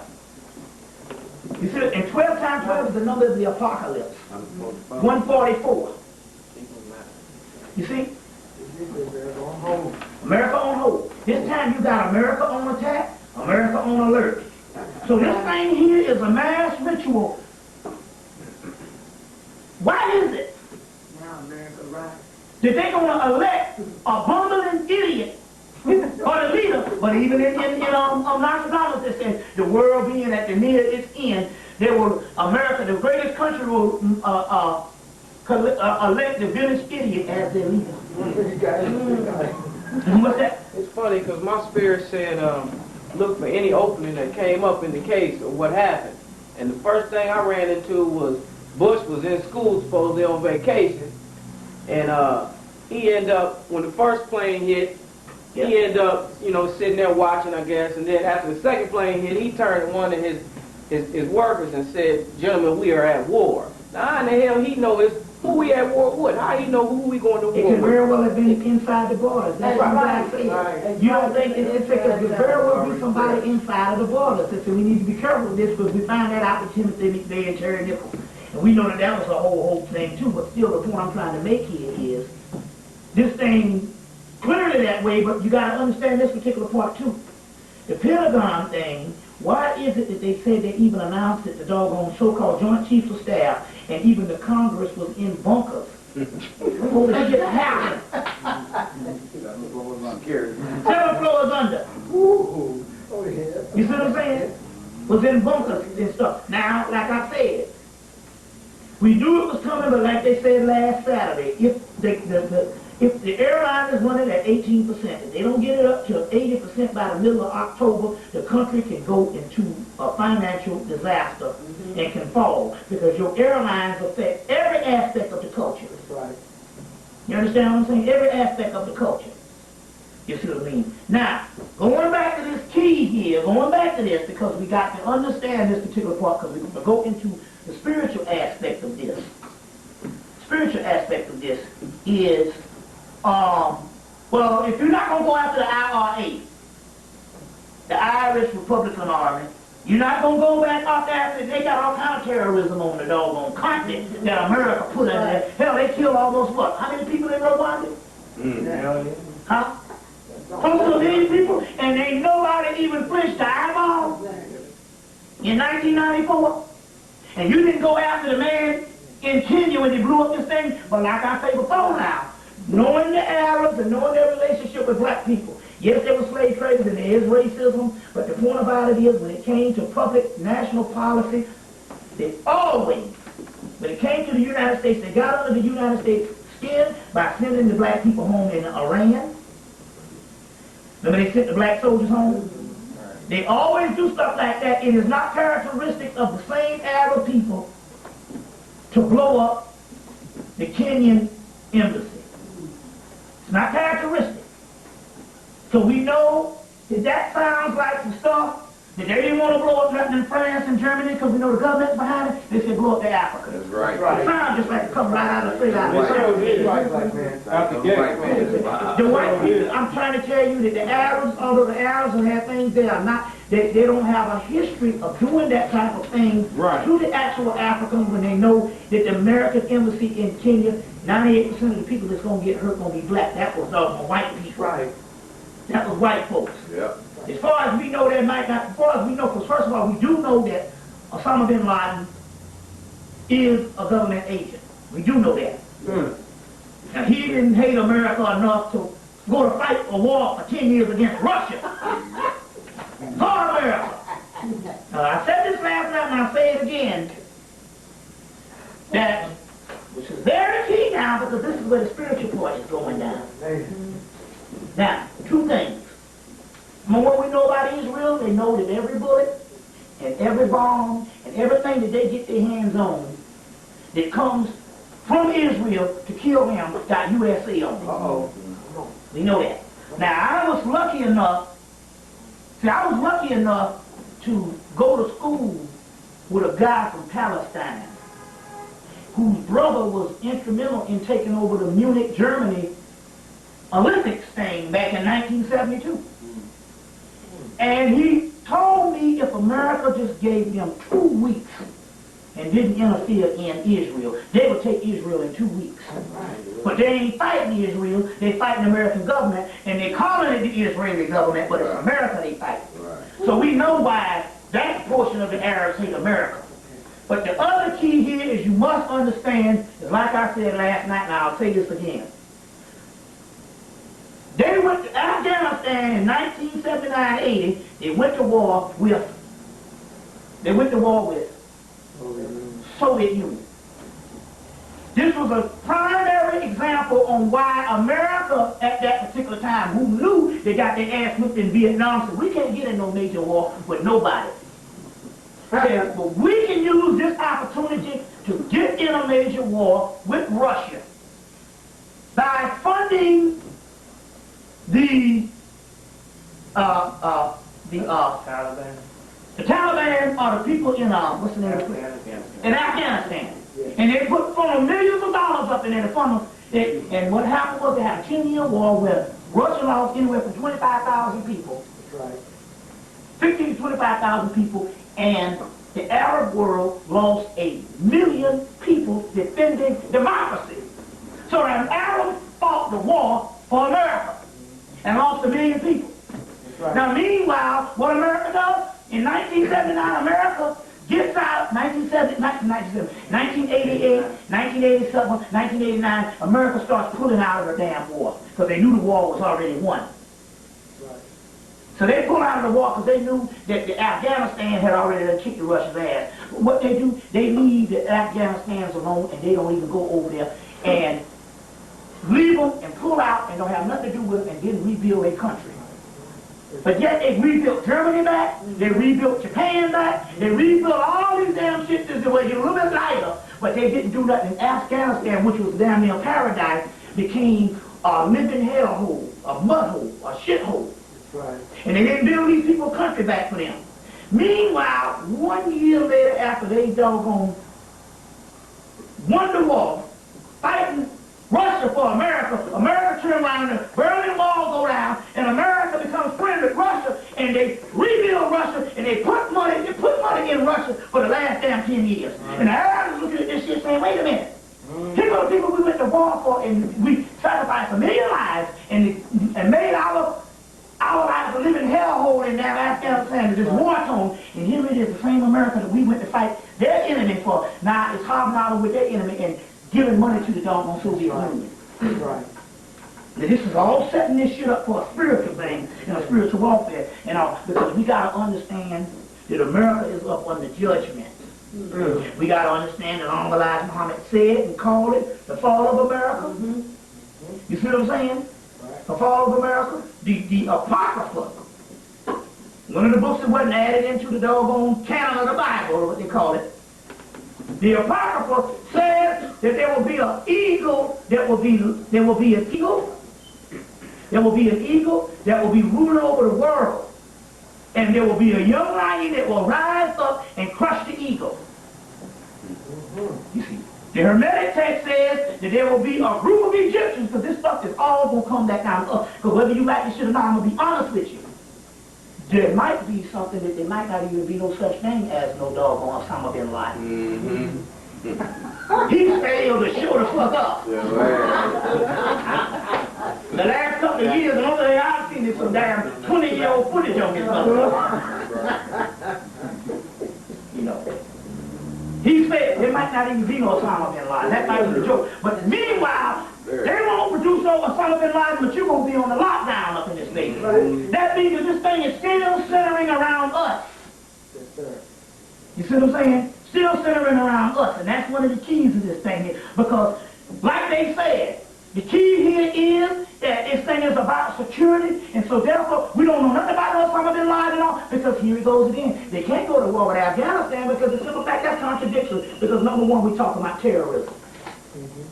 And not only talking about terrorism, how can you fight terrorism?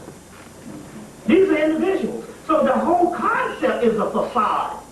So meanwhile, there is no war. There is no war to go against. The only war is to lock down America. Right.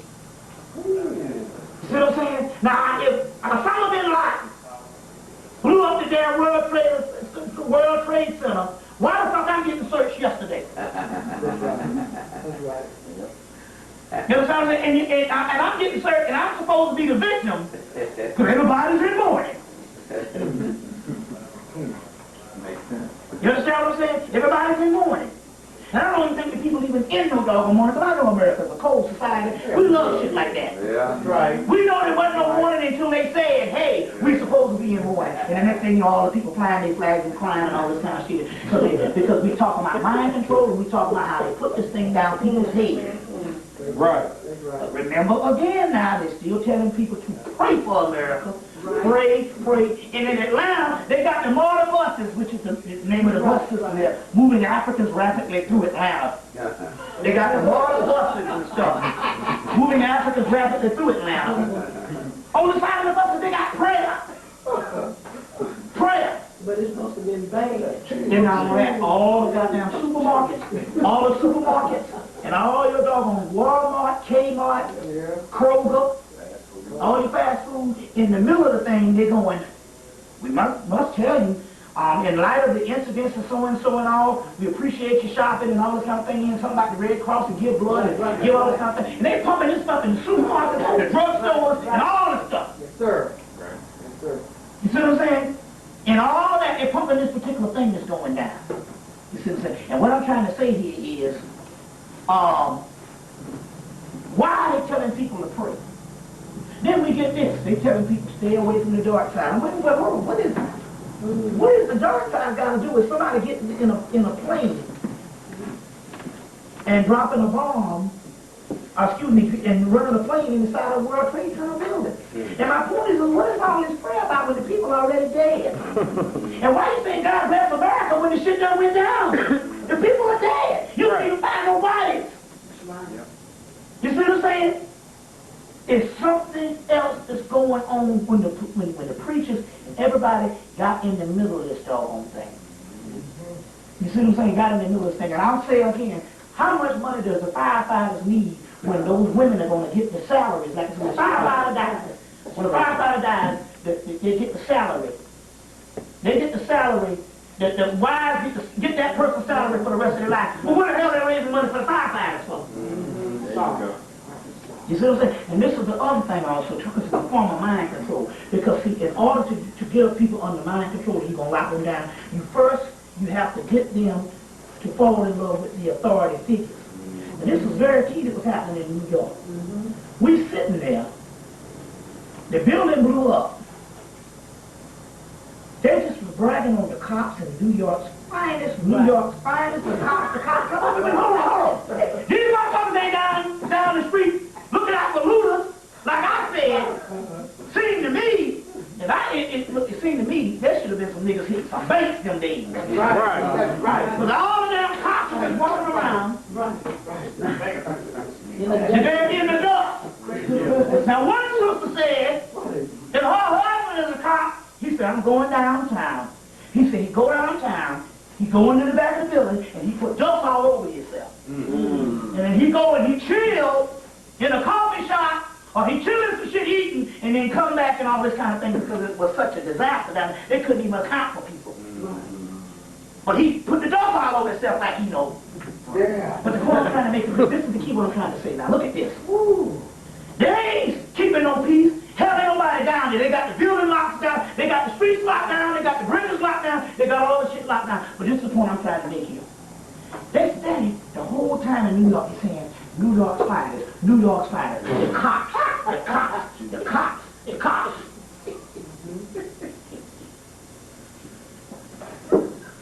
We can't say nothing about no firefighters. They wasn't fighting no damn fire. They got one big hole going in a goddamn hole. This thing, there ain't no fire no more. It's just a damn disaster, and they just putting water on shit. So they ain't got no firefighters going over in this building. So they're playing some shit on people here. But they got the cops on there waiting. What are the cops doing? They ain't arresting nobody. The cops ain't supposed to be around there no more. How many goddamn security guards you need around the doggone disaster site? But they got the entire police force out there all covered in dust. It wasn't even there when the shit went down. Because the cops knew by surprise. Now, I'm going to show you, this was mind control. They was talking about New York finest. I said, well, these fellas ain't stopping no looting. They should be downtown, up there where them crackers is, without the diamond district, the clothes district, or whatever. They're supposed to be doggone stopping social unrest in the street, all this down there where the building burned up. It's too fucking late. Right. I said, isn't this interesting? They talking about firefighters, and then maybe they're talking about the New York finest, and they just stand around eating donuts. Right. Meanwhile, I'm saying, they ain't said a damn word about that nigga pulling them steel beams. Or them people down there digging the people out. They didn't say shit. Ooh. They was steady talking about it, interviewing the police officer. I'm like, wait a minute. Now this was when they were still thinking they got bodies to be saved. I said, why ain't you praising the motherfuckers that pulling that rubber up? Right. Say, this is backwards. The police ain't doing shit. The disaster done occurred. They ain't got nobody to arrest. Right. Even if you say it because Ben Laden boys is in the goddamn rubble. That's right. So what are you doing down here? You're not stopping the looting up the street. Niggas, the police officer, New York fine, niggas interviewing all that. You ain't saying shit about that big fat motherfucker there, down there covered in mud trying to dig up the bodies. Because that's a civilian. Yep. You see what I'm saying? They tell you in the movie Starship Troopers, the civilians versus the doggone citizens, or the enlisted. Now, check this out. The reason why they do that is because this whole release effort that the movie stars and all of them had is they got to get you to fall in love with the authority figures. Right. So when they come in your neighborhood and lock your ass down, you won't be hostile to them because they done went through some shit. They didn't go through shit. That's right. That's right, man. You know what I'm saying? Stop the police officers. That's right. What are they even doing down there? But that's a part of mind control. Now the people that dug up all the people, you don't even know their names. They got crews coming from around the world, we don't know nothing about it. And they ain't saying nothing about it. The only thing they're talking about is New York Times and Giuliani, who is running a master racist. That's right. There you go. And what they turn on master race law, but all of a sudden now he gonna run for office again. Right. And I said, man, when Giuliani got here, he was so damn good until all the black people were like, man, we really like this mother. I'm saying, this is the same man that done played your ass for 8 years. And he was so good until I was like, damn. It was his shining hour so he can run again. Up in the middle. So he can run again. So I'm saying is they deal with the mind control and all, but they're trying to get you to fall in love with the same assholes that's been policing our community and serving white community. But they've always served white people, and white people always have a relationship with the black cops. That's right. Excuse me, with white cops. We ain't had no relationship. Hell, our relationship is a friend. We ain't got no black cops just hanging out in the hood. You be like the police officers, something like that. They become alien to our dog. That's right. There you go. Check. You know what I'm saying? They become alien to our community. Even like we was talking about today. Even the brothers that get on the force and they still be cool. I say about 2 years they're going to be a whole nother entity. Right. Right. Because they make you fall in, they make you hate your race. This is a form of mind control to come out of the way they doggone orientate your ass in the police academy. But the point I'm trying to make here is they want to make people fall in love with the New York finest and all these police officers like America coming together. So whatever decision that they would America make, no matter how vicious and brutal it will be, America will accept it because we don't went through this trauma. Or this thing has got America, we all came together on this shit. There ain't nothing wagging down, we ain't came together on this shit. They still kicking niggas up their ass every day. You know what I'm saying? They kicking ass niggas up their ass every damn day. I don't give a dog on a cracker out here and some other thing. I ain't bit more doggone in love with him than I was doggone before this shit happened. But they doing the doggone mind control and stuff. So whatever they come vicious with you, you'll accept the shit. Because we all American. We got to stick through this terrorism. And they saying evil. And here's the British. Okay. 1 minute. Yeah, here's the guy that come from Britain saying that this will go down in history as an unspeakable act of terror. I'm like, is this the British talking? Did the British take over the entire planet? Right. And kill more goddamn people in the doggone air? Than death itself? And he gonna go down in history? But see, they can play on people with all the foolishness, and all of a sudden the white man ain't never did nothing. Yeah. You see, he never did nothing at all. But they pumping this Arab thing and all, and like they saying, you doggone right they got these crackers up here scared to get on planes with Arabs. Because they done put the mind control on the people because nobody tries to study nothing. You see what I'm saying? Nobody tries to study nothing. So this is the mind controlling the things that they're going into. Now, we're going to end this tape, we're going to go to the restroom, and then we're going to come back and we're going to go into the spiritual side. Right. You see what I'm saying? Yeah. All right. You cool? Right. Hey, man? New tape, brother. We roll. We're on the road. I'm on? You on? Okay, now we're back. Like you said, to join to end up on this thing here, we're going to go into the esoteric portion of this thing of what's going on and all. What is our side doing and what is going on and what are they really scared about? First of all, like I said, that Giuliani rose to the hour for them. Remember, this guy was on his way out. Right. He'd already had the affair with the woman. And they found that out. He had prostate cancer and all. Right. One from there. He was on his way out. Now he done rejuvenated his career. And although he ran both terms, they get ready to change the laws for him to run another doggone 8 years. And so in that alone, that's going to show you that these crackers can do what they want to do. And like how he might do this said one time, the only damn laws was made for niggas to follow. White people don't follow the laws that they make. That's right. They break the laws, they don't, that's why they say rules are made to be broken. Laws are made to be broken. But they don't follow those laws and stuff, and they're going to show the people, the American public, that in so many words, that this man, he was one of the most racist mayors there was. You see what I'm saying? That they're going to show that this man can be almost like a dictator. And remember now, this is the same people that killed Amadou Diallo. Well, Shot him up 41 times. Now, that was a ritual within itself, but they're trying to show you that the same mayor that was over the doggone city to kill Amadou Diallo, which was supposed to, now remember now, the same Rodney King case got rid of the police chief out in California. What's that guy name? Gates. Got rid of him, but now this same, this killing here, the mayor's over this thing and ain't nothing happening. The key here is that it's all to show you that it's a form of a dictatorship, but America is under judgment for Amadou Diallo also. and the Haitian dude. And the Haitian guy, Louima, although he got paid, my point here is he's a man that gets shot 41 times.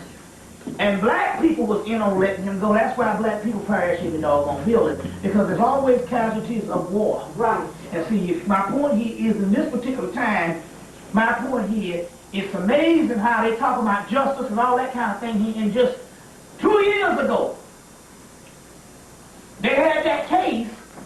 That was down there a year ago that they finalized that case. And let this man, let the police officers and all that walk. That's right. And now they talking about justice because of some goddamn building. Right. You understand what I'm saying? And they let that walk when they have a brutal gang style murder. You see, just you know, so people are under judgment. But right now, what I want to deal with is also tying into the case of the death of Collins. Yes, sir. I want to put that down in there as Exhibit A to show that this is a aspect of that. Put it on the tape also. I didn't deal with the death on Collins for a while, but what happened was during the time of right before I was supposed to go to New York, I got a call from his second in command, and sister named I just said it. Malika. And the sister Malika called me just out of the blue the night before, right back before I flew out to New York, and just said she was gonna drop the story. See, what happened was apparently Coakley was dealing with the subject. But then all of a sudden Coakley was scheduled to go and speak at the Slave Theater, or what they call UAM in New York, and all of a sudden Coakley called in and said he couldn't make it because, in so many words, the Black Panthers had threatened his life. So in so many words, a lot of people were speaking out against it with silence all of a sudden because they got threatened by the Black Panthers. But then again, I'm on another whole dimension and stuff like that, so that don't even enter into my realm. as far as my dimension, as far as what I deal with and all like that. I'm not a part of that particular scenario where you know, fear or anything like that. So what happened was when the thing went down and all, I decided, because I got several things, and almost like the man was speaking from the grave. And I decided to give my rendition of it because I was involved in a certain scenario with Colin when this all went down in this particular aspect. Colin had a son that was not speaking to him. A son named California, you know, the one they call Farrakhan. They have one named California. Yeah. California is a son that looks identical to Colin. Muhammad. He looks identical. I mean, you can't tell him apart. He just looks younger. So what happened was over the course of the summer, I got Colin's son to start speaking with him. Colin told me, you know, because Colin was living in Atlanta at the time. He came and told me, he said, you know, I want to thank you because my son started speaking to me and all. Because I told him, I said, you know, this ain't when your son's going to speak to you, but it's going to go be on your own time. So anyway, the son was speaking to him and all, and anyway, the son got in touch with him about 2 weeks before he made the transition. And they had a good bonding and union and all, because the son told us, I don't think you got a long time. I don't think you had that much time. But anyway, the son was convinced that, so many words, that it was a natural cause because he knew his father so-called had high blood. But this is the point what I'm trying to make. The son was so-called convinced about that, but there was only one problem about this.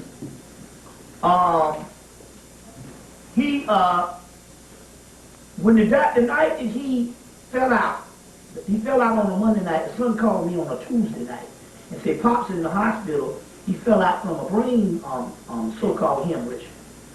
And I said, well, what are they doing? And he said, well, the doctors is all saying there's nothing that they can really do. There's nothing they can really do. They're just going to wait about a day and make sure to see if the brain, if the blood drains off the brain. And I'm like, well, first of all, he don't even need to even be in a damn hospital. I mean, we talking about any kind of figure that goes up against the government.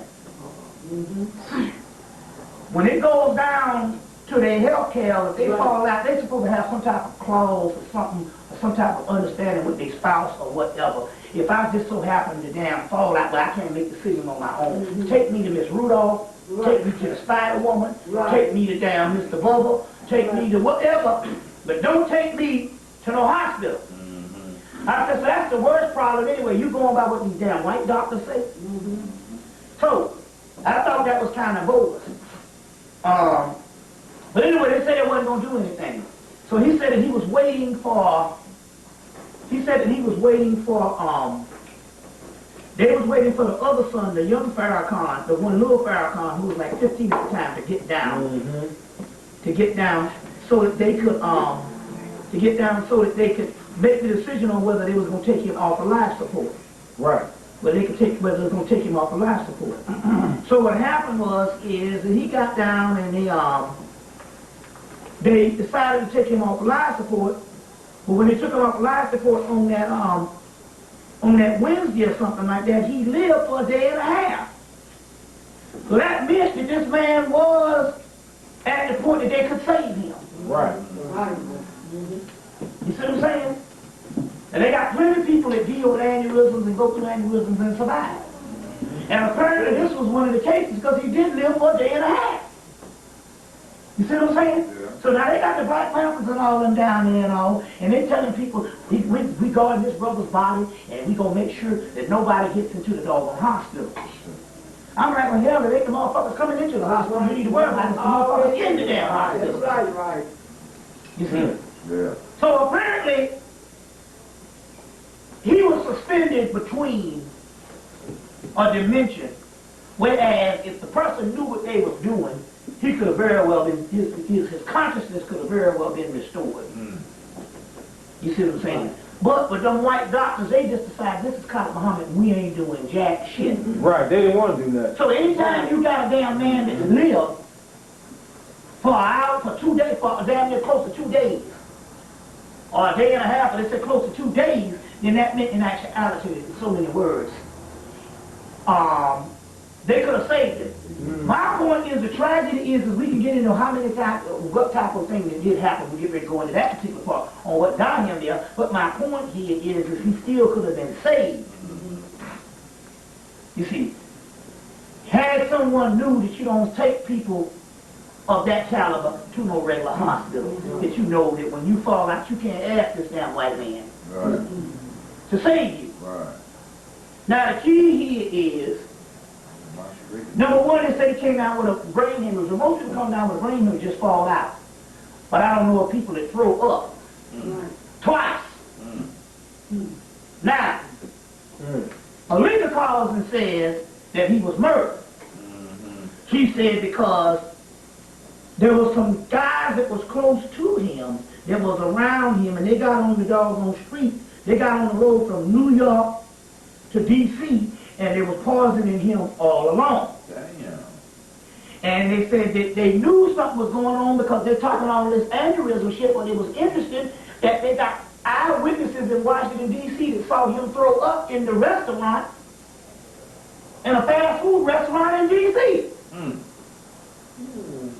They got all these people, remember that, and he was able to not have an aneurysm enough to get on the road and drive all the way to down Atlanta from D.C. and then throw up that night. Right. And pass out. So they called Alika up, and the wife and them called Alika up and says, and some of the other people, they called him up and say, well, he is thrown up, and he's passed out, and he's thrown up. They said, well, fine. Alika said, look, what you really need to do is you really need to get the sheets. Because he's supposed to throw it up on the bed and on the rug, on the floor or something. They said, well, get the sheets, and that way we can find out whether it was poison. They said, we don't wash the sheets. Now, any food, though, you don't wash no damn sheets. So she said, well and fine, that's fine. You don't wash the sheets. She said, well, go and do this. Go and get a razor blade and go peel up part of the floor that he threw up on, because they could still get the contents of the doggone, whether it's poison or whatever, off the floor. None of that happened. They done mocked and all this shit. That quick. Right. So in so many words, he got poisoned. You see what I'm saying? And these people that was close around him did this, and it was a coup d'etat all the way down from not only him, but even Farrakhan, and all that stuff was in on it. Now, it was interesting because his son, the same one California said that he went to Savior's Day in 2000, and Farrakhan looked down and said, you know, me and your father, we are at odds right now, but you're going to be the one to take this thing on, as if to insinuate that something was going to happen. You see what I'm saying? That you're going to be the one to take this thing on. Now, it's an interesting thing because the son California, who was is close with me, the other son Farrakhan, and the wife, who just so happened, whose father was actually a Boule member, his wife, all of them, the entire family is sticking to the story that it was a natural death. I'm just interested here. That was a natural death. Now, the interesting thing about it here is that, first of all, he fell out and he was in the hospital way out in, was it Kennesaw County? I think it was Kennesaw County or one of them counties out there. But the problem here is, wherever he was a doggone in the hospital was damn Clanville. Right. You see. So there's a lot of stuff going on here, but they're sticking to the story. And I'm trying to say, if my father had gotten poisoned, I would want to know whether it was a doggone, or whether, if my father just fell out, I would rather want to know whether it was he was poisoned, or whether it was he just died of natural cause. But I just wouldn't just up and just take the white man's word face value. Right, I wouldn't either. I heard But the sons are all, and everybody is sticking to the same thing. But this is the scenario that also, too, they took the brother out because the simple fact, it was time in this particular scenario, because when they do this whole Muslim thing, you see, then they can't have nobody that will be speaking out and saying, this is bullshit, waking people up. Now, another thing also, too, is because you got to get his take called Revolution 101. He did a comprehensive, now it just so happened that college did a comprehensive study on what happens when they lock down a city or when they lock down a place based on martial law. Oh, shit. And when they lock down America. Now, isn't it interesting here that the man who laid it out, his tape Revolution 101, I think it was sometime in the fall of 1992, he did this tape. And it was literally genius on what to do whenever the cracker roll on you and lock down the city based on martial law. And isn't it interesting that this profound information that he gave, and he was one of the experts on this thing on what to do, he was the one that they would take out knowing that this shit is getting ready to go down. You see what I'm saying? That this thing is getting ready to go down. He would be one of the main ones, you see. So this is amazing how this whole thing goes down. Yeah. Now, also, this is something that also happened too. Around the same time, they get ready to do it in this city as well as they get ready to do it in other cities. Around the same time, around the same time that Sirius rose, some people in Atlanta started coming down with this so-called quote-unquote West Nile virus again. They had found 2 cases and all, and they've already started dropping this melathion, this particular stuff. They started already dropping this melathion, this particular stuff, with this West Nile, with this West Nile virus. The interesting thing here is, I got the stuff off the internet, and they were saying that in actuality, what they're actually dropping, this melathion or whatever this stuff is to stop the consciousness of the people, or to stop the illumination or evolution of the people going to a spiritual level. So whatever it is much greater than just some West Nile shit. This is all going on at the same time. Now it's interesting here, because they came in and they tested the water, they tested the mosquitoes, and all this type of stuff here. But the key here is, this is going to set up the catalyst for the rest of the country and all, because they got this whole thing going on, or they did have it going on, and they did it this particular summer right here in Atlanta. So all this is going on at the same time. Now this is another key thing. Go ahead. You got the 4,000 Jews or crackers that didn't show up at the World Trade Center. But remember, 2 weeks or a week before the World Trade Center bombing, wasn't it the doggone America and the Jews that pulled out of the racism summit down in South Africa? Right. Because the South African and the other people, when they were saying racism, they pinpointed Israel as the chief racist. Right. Zionism and racism. You see what I'm saying? It was plaguing the world. Right. And they used the incidents of the Palestinians as a case of ultimate racism, and America being that Israel, why do they call it the state of Israel? Because Israel is the 51st state of the United States of America. So they had to pull out of the doggone racism summit because Israel is America. You're right about that. It's the 51st state. Why do they call it the state of Israel? Right. Because it is the 51st state of America. And that's the reason why they had to pull out of the racism summit, because the simple fact they was talking about America being racist. Right. You can't have that. Now, why is that? Because they understand. Now, first of all, it's a spiritual reason why it is the 51st state. Because America and white people figured that they had to survive. They had to have some type of people that somehow can fit into this so-called, quote-unquote, messianic realm. But, now this is the way white people think, because we know that they are the Israelis. You see what I'm saying? Other than the Israelis, they are the fake imposter Jews, or the fake Hebrew Hebrew Right. other than the original Hebrew. Right. So, but this is the way they do things, even though they're fake, but still yet. The way they look at it is that they still have some type of, based on something in Moorish Spain, where they came from, they have some type of black blood mixture, which is all just completely wiped out now. But still yet. But still yet, they think that this is their only link for them to be in this messianic line of people, and they're going to keep Israel as the chief fountainhead of America, because that's supposed to be their pulsation and their heartbeat. You see what I'm saying? Now, this shit is shaping right up with this holy war shit. You see what I'm saying? And this is why we have to look at this thing, why the 400 people, 4,000 people of Jews didn't show up that day. This shit is at the heart of this thing.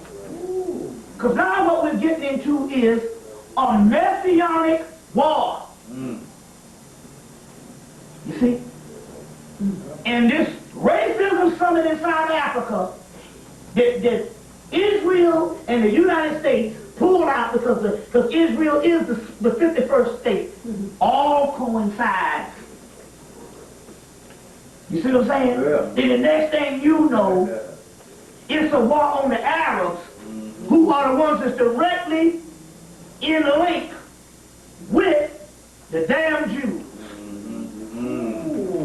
See how that thing is connected? Yeah. And what they ain't telling you is that the day that they had the doggone, plane hit the building, and they telling you that the damn Palestinians was over there clapping, somebody is saying that them goddamn pictures is down there at least they're 5 years old. All right. There it is again, that old ass footage. TV, boy. You see? Yeah. This old ass footage. Here it goes again. Not only are they trying to see, it's funny, because there's a book called The Invention of Israel. Not only did they invent themselves as being a messianic people by taking different histories of the African people. And remember, before World War II, the only people that was the messianic people who had gone through that suffering in the annals of history was the slaves in America, or in the Americas. You know what I'm saying? It was the slaves in the Americas. Those were the only people who had gone through that. After World War II, they had not only had people that they killed off a portion of those people so that they could fit the doggone scriptures. You see what I'm saying? But also they set up the state of Israel, which was first supposed to be Uganda. You see what I'm saying? Yeah. The cradle of civilization. You see. So, the first was going to be Uganda. So, what we have here now is, we have something that's going on here, whereas not only were they trying to fake themselves into the annals of history of being a messianic people, now they're trying to fake themselves as being a messianic people that's victorious in the apocalypse. But this shit is about. You see what I'm saying? Yeah. These motherfuckers are getting ready, because this is the millennium, and they're getting ready to get down with this apocalyptic thing. And the Jews, which is America, is at the heart of it. And then all of a sudden, this God bless America bullshit. Yeah. And these prayers and the rabbis and all these people here, they all coming together. Candlelight visual. Meanwhile, they gotta have an enemy. They can't have an enemy because they tried to have an enemy against black people when they set up this whole Farrakhan thing against the Jews. But we ain't got no history of being against them. That's right. But they couldn't do that, so the only enemy that they could set up this shit could be, got to be the doggone Arabs. You see what I'm saying? Right. Now, what better way to do it than to make a villain, Right. Osama bin Laden, an antichrist? Right. You see how this shit is going on now? This is interesting here. This is interesting here, because in this particular book, this is what this guy, this Paulius, isn't that a doggone Jewish name? Yeah. Oh, so Stefan Paulius. Is that a Jewish name? You see what I'm saying? So they're saying in this particular book that the Antichrist is the Mahdi, which is the Arab's Messiah. You see? Which is the Arab Messiah. He goes on to say that the Mahdi is the Arab Messiah, which we do know. But they're saying that is the Antichrist against the Jewish race. Or against the world. And they're lining up with Nostradamus' man of blue turban that was supposed to hit the United States and the United States hit back. You see, they're trying to line all this stuff up, but the man in the blue turban was esoteric, and it has a lot to do with the whole Horus thing we're going to get into in a few minutes. So I'm going to give you the other esoteric side, but I'm still trying to probe deep into what's going on, why these 4,000 people didn't show up. And it ain't Israel the state, because Israel the state ain't big as goddamn New Jersey. Right. It's America. Okay. With the state of Israel being Right. the 51st state. Right. And this connection with this whole racism thing that went down, you see what I'm saying? Where they had called out the doggone people. You see what I'm saying? That is a part of this plague on the Arab people, but you got to understand, the Christian, white Christian America has Israel as their pearl, and the state of Israel as the pearl of when all this shit is going to jump off. You see what I'm saying? Yeah. White Christian America. You see? So, that's why they put out this movie called, it's called Megiddo. They just put it out again. They put this in the theater now. And it's all about how this Antichrist takes over Israel. And basically the story goes, the Christian world thinks when the Antichrist takes Israel, that's the end of the world. Which is bullshit, because Israel ain't a bit more holy land than no other damn holy land. They got the Abydos, Hemmitt, Mecca. Right. You see what I'm saying? In India, everybody got a holy land, and Native Americans got a damn holy land. Right. But they're talking about that this can only be the authentic holy land because they got a white Jew masquerading as the people of God. You see what I'm saying? So they got to make this whole messianic thing stick. So they got out this doggone movie. This is part 2 of a movie that came out in '99. I can't think of the name of the movie. But it's the other one. It's the part 2 of this movie, and it's called Megiddo. And it's talking about how the Antichrist takes Israel. Now you need the movie open up the same time this thing drops. The bombing. Now nobody ain't saying nothing at all, because seems to me the World Trade Center should be minor to most Americans when they talk about national security. Nobody never really says nothing about the doggone Pentagon thing. It's like it's getting underplayed. Right. But I'm going to go into some other science in that in a few minutes on what's really going down on that, because I believe that there's, look, that has a lot to do, the reason why you're not getting the amount of information, that has something to do with the spiritual warfare, because there's 2 wars going on. There's the fake war going on, but there's a war that's going on that comes out of the Dead Sea Scrolls. Get Barnstone's book, The Other Bible. The Other Bible by Barnstone. And there's a book, there's the Dead Sea Scrolls. But the one in there is that there's a whole chapter in the Dead Sea Scrolls, but I want you to get the Other Bible because there's a lot more text in there where there's a war against the sons of darkness and the sons of light. It's just that you got to understand that the sons of darkness is the goddamn one that's supposed to rise up. Anything that is light has got to be the light that's burning out. If you have a light in the matrix, then that's got to be false. That's a prism. You got darkness, because darkness is the only thing that you can have something new being birthed from. Okay. You can't goddamn have light that extends into the new era, because that light is burning out. If I stick a goddamn matches on the one way that match is going, it's going to go out sooner or later. It is the only potential you got is through the darkness, so you got to turn this thing around. Because the sons of darkness is the ones that's coming into order. You see what I'm saying? So there's 2 stories that's also going on, but on the physical realm, we still on that. You got this whole thing here where they're lining this bullshit up with Israel, the 51st state. But my point here is that they still keep saying, God bless America. Right. God bless America. And they're still talking about that. Before I get into that, I want to get into a few other things before I get into that particular part. Yeah. The 1967 Arab-Israeli War, when Israel bombarded the USS Liberty for about an hour and a half to force the United States into that war. You remember that United States boat, Navy boat that was out there? They bombed it for about an hour and a half. The United States government knows, but it convinced the people. They never told the public that Israel was, in fact, they blamed it on the Arabs.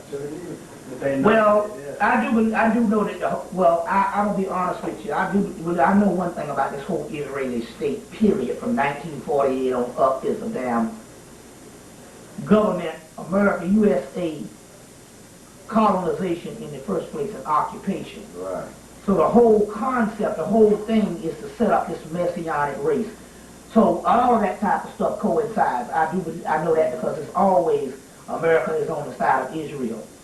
You see what I'm saying? And all. You see. So I do know that. But my point here is that you got to understand something. The entire, not only do you have the Jewish race, or I don't want to say Jewish race, but white Jewish people, white Jewish imposters, their whole concept goes down around this whole Israel thing. But the white Christian population, their entire concept with the survival of their religion still goes around Israel. That's right. You see what I'm saying? So this is the only link that the white people have, and the last thing that they have to be some type of messianic link, period. And it's all falsehood. That's right. You see? It's all falsehood. You see? Because they have nothing to do with the original Hebrew whatsoever. You see what I'm saying? Whatsoever. So it's very key that this is actually happening. I want to say a couple other things right now before we go into that particular aspect. I want to go through a couple other things that's right now in the that's in the air. Number one, they announced about a month ago that human cloning, it is safer to clone a human than it is to clone an animal. There's less birth defects. Now I'm like, well, goddamn, I say, hell, I know a motherfucking about 1,000 damn humans that's damn near retarded right now. And I ain't talking about no real, I'm just talking about motherfuckers that's suspect who's every day driving around with damn education. Functional retardation. Yeah, I'm trying to say, so my point is I don't want to hear this damn shit about it. Hell, half the niggas I know is, and half the white people I know, half the niggas I know is goddamn suspect whether they got good common sense. So don't tell me no shit about any state clone fucking human. I mean, that's a bad goddamn analogy. You know what I'm saying? Of all the damn things, but they're trying to set this thing up based on this human cloning thing that they're going to make official, and that is linking in the blood that's going down with the motherfucking World Trade Center bombing. So in order for them to clone like that, they got to have mass blood. And the Red Cross is all over the damn country collecting this shit. Mass blood drive. But yet the damn people been dead since the day after the damn building. Nobody ain't seen nobody been rescued. They ain't got nobody that was stuck up under some rubble that lived to tell the goddamn tale. They ain't produced one of them on TV yet. Everybody that was survived was the ones who survived the first day when the damn shit came out and they got out a little bit with some dust on them. Everybody else is dead, but yet they got mass blood drives, but they're saying it's okay to clone. See what I'm saying, how this thing goes down? Now, a couple other things also, too. Now, I want you to think about this for a minute. They cloned 7 or 8 cows at the University of Georgia back here in June. And they said, well, what are you going to do? They said, well, these are going to be the prototypes for all the other cows that we need to clone the meat for the supermarket. Now, I want you to understand something here. I don't believe they ain't had no food in America for over 10 years. I believe. Now think about it. Right. On every block, let's just take chicken alone. Okay. On every block is a chicken place. Right. A lot of chicken, a chicken place. In every city, in every state, in America, unlimited chicken. Go to the supermarket, unlimited chicken.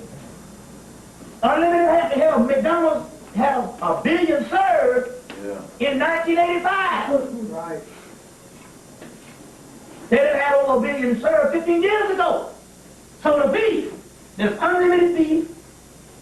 Go to the supermarket, unlimited beef. My point here is, and that ain't including the rest of the world, but my point here is that there's no way that you can have all your farms fucked up since then for almost 15 years. You know, all your farms shut down, but yet you go to the supermarket and it's unlimited food. They're never out of food. No farming, no nothing. They're never out of food. You can't grow that much chicken. You can't grow that much beef. You can't grow that Ain't no much way. the stuff like that. But the stuff that they can't clone and stuff like that, you go to the goddamn supermarket and shrimp will cost your motherfucking ass down near $50. Ain't no way it's that much milk and cheese either. I thought about That that much the milk other and day. cheese plus also too. Ain't no fucking way. Not only that too. Why is it, like I think I said the last time, why is it when you go to the supermarket, you can, there's two places they sell cheese. They sell all the milk and cheese and the dairy product stuff. All that shit for hamburgers, and they have a cheese section over someplace else. But yet you go to France and they got over 300 cheeses licensed by the government. But yet these people don't come down with no obesity and none of that shit there all, because the only cheese you're supposed to eat is the one that you see that shit that's off someplace. Near the deli or someplace, and they have it like in the aisle by that stuff and all that kind of stuff. If you was to eat cheese. It's processed food. But the one that over there, near the milk and all that kind of stuff, and you buy your cheeseburgers, is processed cheese food. But the point I'm trying to make here is that a cow, you can't milk that many damn cows to make an entire every industry. Ain't no way. But every supermarket, on everything, every chicken got cheese, every cheeseburger got cheese. I'm trying to tell you, Ain't no way. all the food manufactured and been cloned for at least the last 10 years. You know what, man? I get to that. They got machines built in the cow. Drugs masquerade. Yeah, I'm trying to say. Still ain't no way. Real shit. Well, my point here is that they clone enough of these damn animals. Right. So they've been cloning since 1945. I'm trying to tell you that all of meat is cloned. They shot up with steroids. When I ain't even saying about steroids, I'm saying cloning. Straight up. See, I'm not even talking steroid shit now, because even with steroids, you can't grow that much motherfucking meat for every corner. You got to be cloning. Restaurants too. All the restaurants got burgers. You never But I'm had saying, burgers. it's just, you got restaurants, you got fast food restaurants, you got supermarkets, So much of this shit. Ain't you no got way. unlimited food in America. You got countries still under famine someplace, they got no food, but that America never run out of food, but yet we ain't had a goddamn farm in 15 years. Right. Now apparently somebody is pulling up all this shit. So I'm trying to say here is this whole concept is a real, it's literally doggone. Those space age movies, Right. where they draw some meat on a piece of paper and stick it in a machine, and the motherfucker come out of hamburger, or come out of ham. The Jetsons. Soylent Green there. Soylent Green, I'm just saying, it's just tons and tons of this shit. So it's a lot of stuff that's going down right now, you see what I'm saying? But on the other hand, now also too, there's a woman named Jansing, this Chinese woman, she broke the mystery of, in their country, how the mythology and the history of the Asians and how they believe that the black man is the devil. You see what I'm saying? They believe that the black man is the devil based on some shit, you know, and stuff. These doggone mutations of Asians. And it's interesting because it is because of that mythology that the white man favors them. Right. And build them a whole economic system in Japan. You understand what I'm saying? And favors the damn Asians. So all this stuff here, you see, it is a reason why that is actually happening. Now, let me go into a couple of things on let me go into a couple of things on what is actually happening and give you a history of this thing I'm getting ready to go into. What is behind all of this thing on the spiritual level. There's a war that's going on between the sons of darkness and the sons of light. Now, the history of this thing here is, it's all turned around. And I've talked about this thing for the last 5 years. 5 or 6 years I've been talking about this, but at least the last 5 years. Whereas in several tapes and all, but based on stuff that Gnosticism, the Egyptians talk about this, and just about every culture talks about this type of thing here. But I want to go into a particular part and unmask something that was never really said up until recently, and that is a bit of history that is dealing with the creation story. Now, based on the Rig Veda, the Enuma Elish, the Gnostic texts, what they call Hesed's theogony, which sets up the Greek creation myth, and based on the creation myth of all mythology, including your coffin text in Hemmitt, it talks about, and I mentioned some of this at the conference and all. I've been mentioning this stuff for years, and it's no more than Dr. Bennett and them been saying also too for years. But the creation myth also talks about a time prior to creation that we have in this particular world. There was a time when there was a great matriarchal order. But that great matriarchal order of the great mother was overthrown by a patriarchal order of these masculine deities.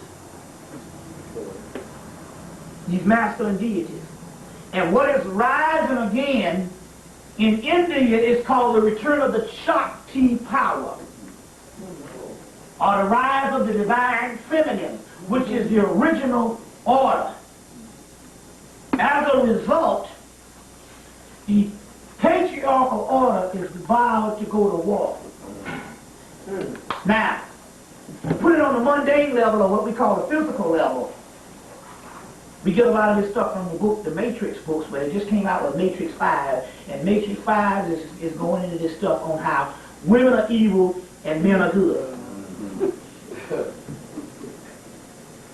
Now, so they go into all this foolishness and stuff.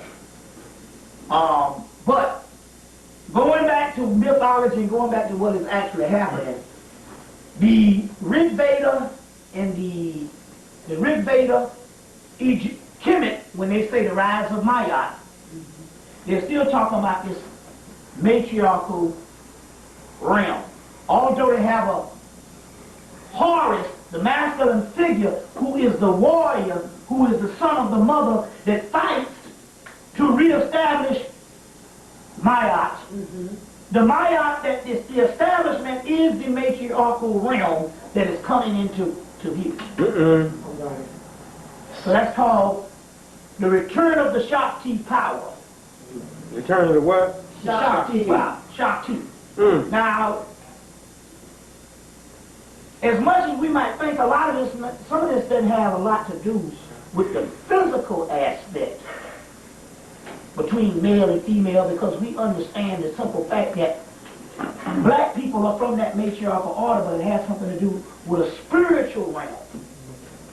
Now, the story goes, and I'm going to trace this thing back to Greece, because the story goes that, because I got to give you several mythologies so you can understand this thing. But the story goes that you have a Titan order, which was an order of a primordial realm that existed before this particular creation that we have now. So our world exists. And our particular world, or what they call the world of creation, is built off of several other primal worlds that existed prior to this creation. Those primal worlds just so happen to be that matriarchal world of the great mother. They call it Tiamat. They call it Typhon. They call it Leviathan, that you thinking is the great dragon. This is the primal world that existed before the creation of this world we have now, which is basically a masculine solar order. Those primal worlds now have been regenerated and is getting ready to come back in line, and that is the black hole. Okay. That you see out there. A woman got a black hole, black woman got a black hole, the black hole is in the space. All connected. And this is going to go right down to the World Trade Center and all of that. Now, let me go into this thing. Lord have mercy. Anyway, the story goes, we're going to take the Greek one with the Titans. The Titans were a group of entities of the Great Mother in that primordial world. They were overthrown, and those Titans was overthrown, and their material, their blood, and their material was used to make the planet Earth, Gaia, and used to make humans. So we are the overthrown Titans of the primordial world. They were overthrown by their children, which was this masculine order that overthrew them. That's why most of the gods that was ruling is patriarchal gods. And they were overthrown. Those particular Titans, those particular primal worlds became humans because we are made out of the material of the overthrown Titans, the material you call melanin or carbon, the triple blackness of space, which is the mass manifestation of the black hole. That black hole that we see out in space, they're talking about in the Discover magazine, is the primal worlds. Okay? It is the Shakti power returned. The feminine energy is the black hole. Everything is quintessential based on this thing. Discover magazine, how the universe will end, where they talk about dark matter. Now you got the black hole before, when the earth is approaching this black hole, they was talking about this black hole. By the time we got into the black hole by May the 21st of this year, they stopped talking about the black hole in so many words and started talking about dark matter. Dark matter is what occurs when you go into the black hole. Everything is based on this dark matter. Alright? Now, it's all dealing with the return of the Shakti power or the feminine energy. As a result, when these Titans or these children of the primordial world was overthrown, when they were overthrown, they were turned into humans. So when they say Satan was cast down and bound for 1,000 years, Satan only means the energy cast and bound into a physical body. A God that is now a human and is bound for 1,000 years. He used to be a God, but now he's mortal because he's limited by a physical body. This is the mystery of Satan. Chained for 1,000 years. Well, how can he be chained? He's chained in a physical body. Now, so the Titans, teaching Satan. All this is in the Alexander Hislop's book, The Two Babylons. The Two Babylons, where he deals with that Titan teaching Satan. It's also, but Gerald Massey did it in his book Natural Genesis. He talks about the Titan teaching Satan. Same thing. Now, those Titans who was cast in the physical body, both male and female, which became us. We are, let's put it this way. We are the mothers and fathers of the gods that we worship. Those are our children. This matriarchal order. They have parents. We just so happen to be the mothers and the fathers of those particular gods that we worship. But we just so happen to also be,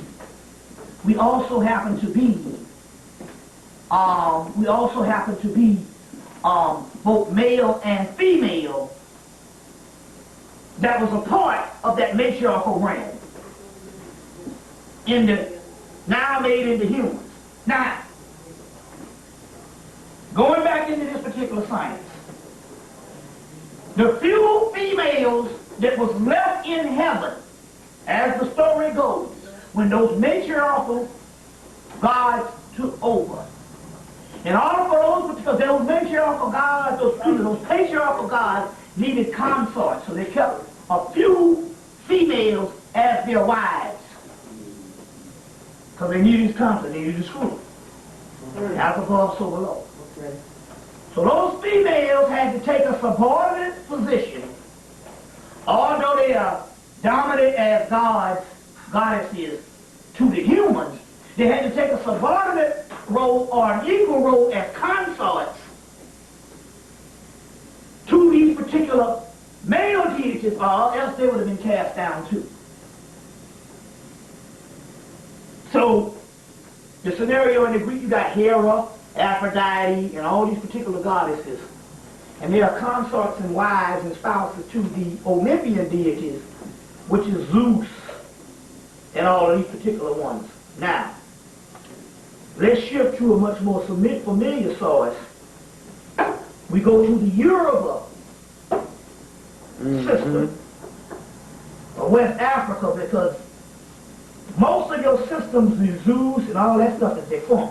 That's old mythology that really you don't have enough people, or you don't have a system that's actually operating under that ancient mythology. You have the mythology, but you don't have the system. What you do have in one of the remaining systems is the West African system, which is your most authentic system, because there were some that was the most remain, that there was the ones that remain from primordial time up to now. Your West African system, your Voodoo, your Yoruba. You see what I'm saying? Those particular systems. Now, breaking that down, the same thing applies in the mythology that states that your male deities, let's say in Yoruba, your male deities in Yoruba, the female deities in Yoruba, Oshun, Yemenya, Oya, Olakun, they say, sometimes they say male, but basically it's a feminine attribute. And the other entities, female entities, had to step down of the matriarchal rule and become consorts, or had to become consorts, or had to become subordinate compared to their great mother rulership. When both, they used to rule in the great, and they had males that used to rule in that great mother aspect too. That's where we come in, because we are a matriarchal system of Africa's period.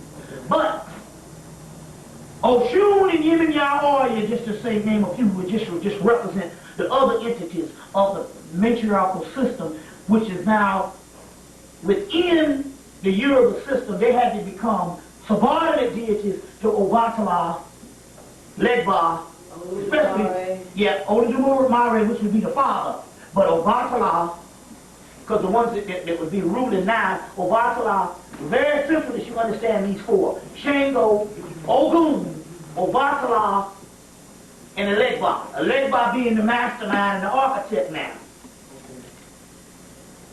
He sits over both systems, Voodoo and Yoruba. This is very sensitive stuff I'm getting ready to get into at this particular time, because the simple fact, the Oshun, and so we're going to deal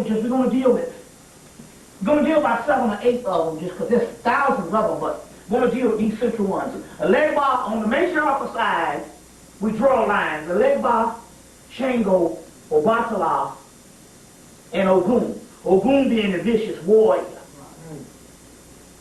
And on the female side, we're going to have these central figures, 4 of them. We'll deal with Yemenya, Oya, Olakun, because sometimes, because we even find that in a lot of mythology, it's a feminine energy, and Oshun.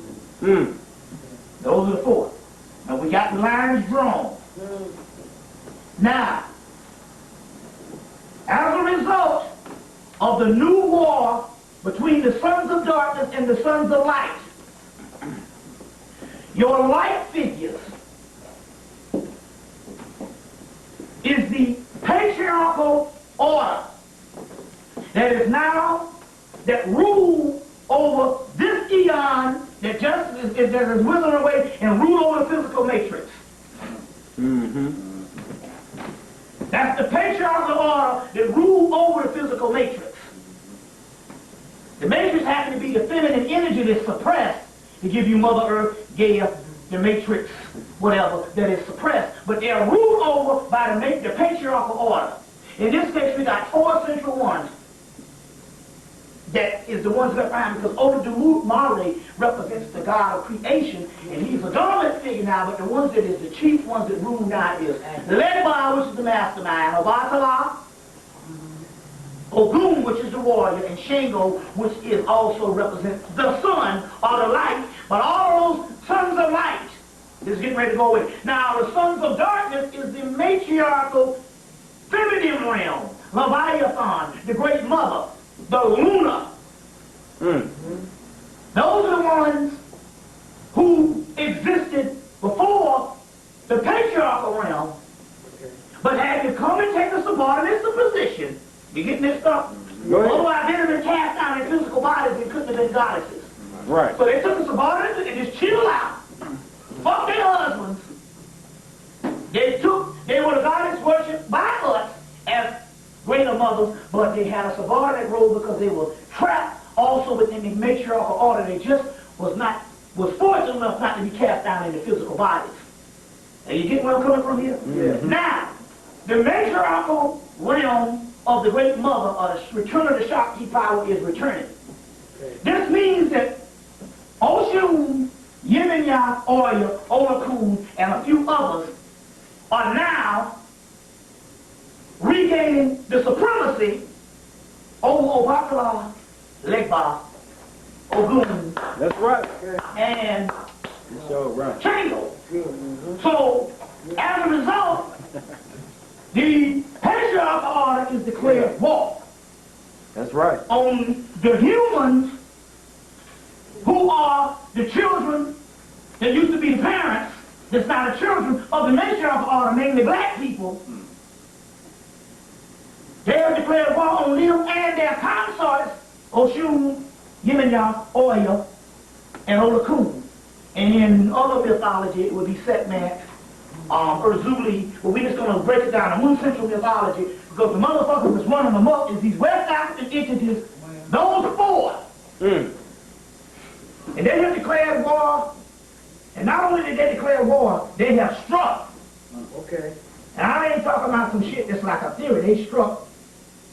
Well, first of all, to get into this particular science, they came to me in March.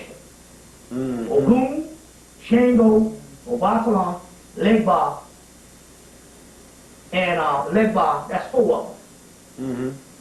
The Legba is now a mastermind. And they came and said that they didn't like the humans because the humans represented the children of the matriarchal order. And that they would rather go to war than to give up their position, because they understand that that patriarchal order is going out and they cannot survive anymore, and they don't want to go peacefully. They don't want to bow down to the matriarchal order. So they declared war. They declared war on the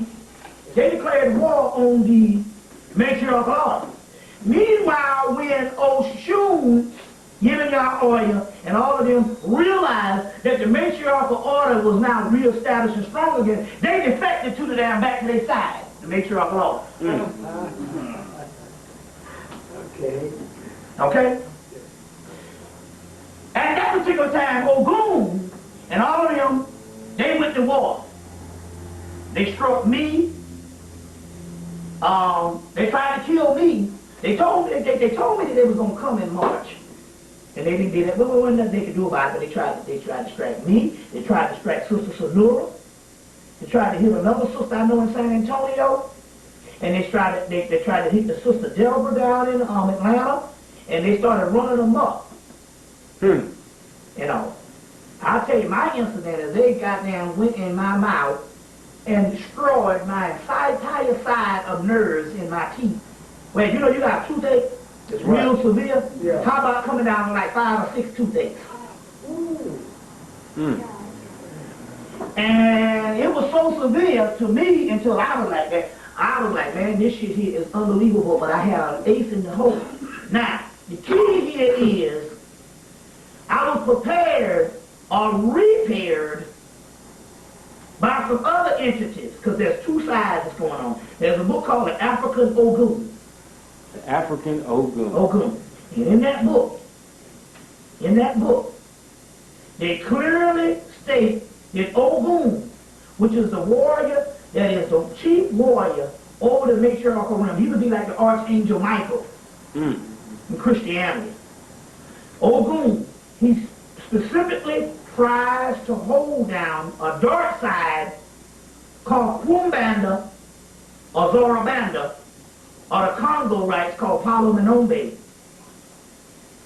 But it's the dark side of Yoruba. Ogun, he tries to hold him down. Now, Kumbanda is 11 deities that I call like Zorobanda, El Cristo Negro. Put the names on the tape. Put the names on the tape and all. I'm gonna give you Zorobanda, El Cristo Negro, La Santísima Muerte, Mama Shola, San Simon, La Santísima Pedro Iman, La Spiritus and Tranquilos, Madre de Agua, Francisco de Streets and Rayos, El Cristo Rey, and Madre de Agua. These are the ones that represent that dark side that Ogun tries to hold down, but they are of the matriarchal order, although you have master and deities in there. They're of the matriarchal order, and ultimately we're talking about a feminine essence, period. That is the underworld of Osiris. So the underworld or the dark side is the matriarchal order. So when we talk about the dark side, we're talking about the matriarchal order, the feminine side. Okay. So like I said again, Zorobanda, who is the key head figure, he's like the gateway. So Ogun has a pot, Zorobanda has a black pot. And he's like the gateway. You see, so you have Zorobanda, you have Zorobanda on one side as the gateway, you got a leg bar on the day side as the gateway. Okay. Breaking this thing down. Okay. You're not going to get this from nobody else that understands this type of shit here. Right. You know, on this particular level here. And it's not bragging anything and all that, just this is the type of system that I was presenting to, because these motherfuckers went to war also. Now, Zorobanda is the chief one, El Cristo Negro, La Santísima Muerte, Mama Shola, San Simon, La Santísima Pedro Iman, La Spiritus and Tranquilos, Madre de la Luna, Francisco de Suiti Reyes, El Cristo Rey, Madre de Agua. These are the 11 deities. 11! Okay. You hear that word again? 2 buildings, 11. We're going to bring this shit home to the spiritual side. And why they hit on the 11. Because there's 2 wars going on and you got to know one side. I gave you the first side in the first half. I'm giving you the second side now. Y'all just bear with me. Y'all all right? Yes, sir. Okay, now, listen. Go ahead. There's 11 deities. When those 11 deities, I tapped into them over a year ago, the first of 2000, and they started working for me, then 4 other deities came. Shumala, Sheola, Otincha, Omogumu is the 4 other deities. Then there was 2 other deities, male and female, are comprised of the 4. Kakumbo, which is like the supreme Messiah, and his mate Lakayo. Okay. These are 4 other deities, and they came through. So whenever they hit my mouth, the one Lakayo, Oshun had to get on one side of me.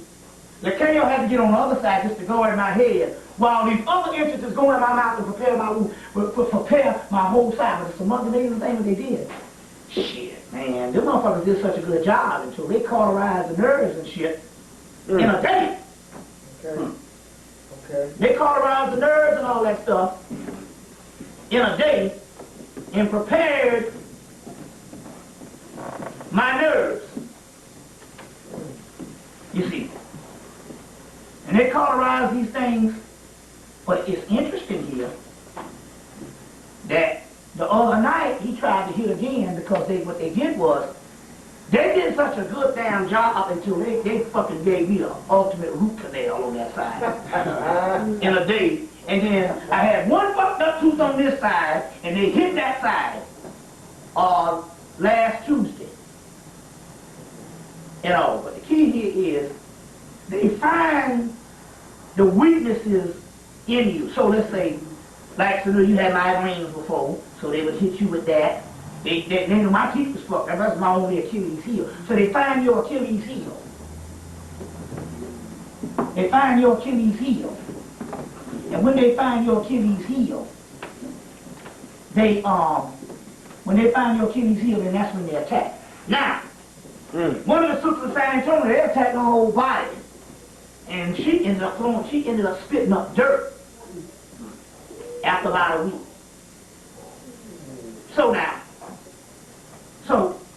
But the other ones, they came in and they worked on my nerves and all this kind of thing. So I'm trying to say there's a spiritual war going on.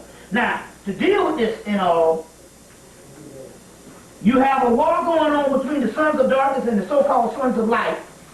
But the sons of light is the patriarchal order. Remember, any light that exists in this realm, if this realm is a matrix and an illusion, any light that exists in this realm has got to be a light that is extinguishing, because the simple fact, if you go into another world, any light, the other world, which is the unseen world right now, is the dark side. Yes, sir. It is from the darkness that you get a new light.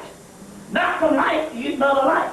So the light we talk about here, when they say the sons of darkness and the sons of light in the Dead Sea Scrolls, is talking about the matriarchal and patriarchal order. Now, matriarchal and patriarchal order. Now, that goes down to one aspect. That dark side, that they got the power, Oshun and them got the power, is the black hole. Is the black hole. Let me zoom in on that. You see, that is the power that they got. Now, let me go into another science on what happened on the 11th. You got two buildings that represent the 11th. The 11th. That's what that 9/11/2001. Now, in March, we got a call from the four brothers, Legba, Obakala, Shingo, and Ogun.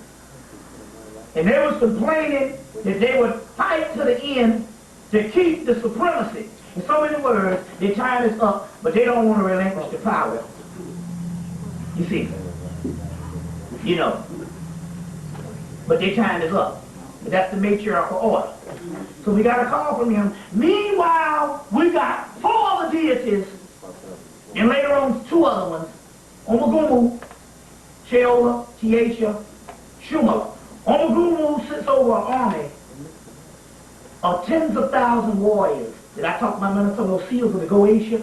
And I said those seals, and when they got the so-called Damians or those demons of these tens of thousands warriors. If you saw the last movie, which will be out on video in about 2 weeks, The Mummy Returns. And you saw they had these black Anubis warriors. Yeah, whole army of them. Whole army of them. That was Omagumu's army. Omagumu.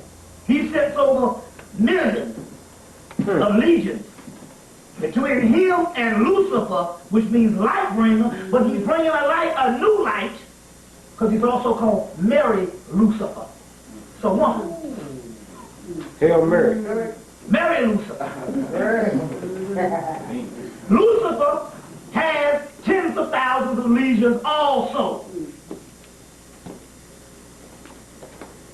Now, this shit got funky with me when they decided to hit me. Was the night that they sacrificed Aaliyah. I was in conference with a psychic seer talking to Legba and them, and I put Omagumu on their ass. And for the first time, the great warrior Ogun ran and hauled ass. Because although he was a great warrior that set over the matrix and the patriarchal realm, he kicked everybody in the ass, this new realm is coming in. He's like a couple of billion years old, a couple of million years old. And these new motherfuckers have been suppressed. Omagumu, these is brand new warriors, and they came out, that motherfucking Ogun ran like a motherfucker, and all four of them cut out. So they got pissed about the shit. So, saying based on several spiritual seers, and there's people around the country, and it has nothing to do with necessarily me. It has something to do with me just tapping in and finding out about the spiritual side of the war. Now, the flip side of this thing that went down with the World Trade Center is several people are saying, and several spiritual seers are saying, when that shit was hit, they saw a big black hole behind it, and even some of the newspapers were saying they saw a damn picture of Satan. Yeah. Behind this thing, a dark cloud, a picture of Satan. Well, apparently, while the physical thing was going on, there was a light.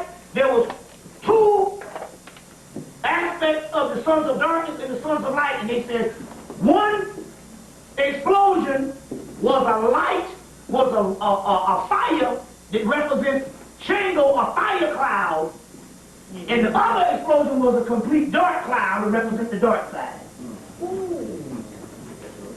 And they said it was a black hole out there behind these buildings, and something came through. No shit. Now all the goddamn sudden, the Jewish rabbis and them talking about stay away from the dark side. I believe that. Got to build a building. And then they tell me God bless America because it's a spiritual war that's going down. The fake shit that they tried to pull, that's just a catalyst for a spiritual war that's going on the same time. Meanwhile, this is what happened to me.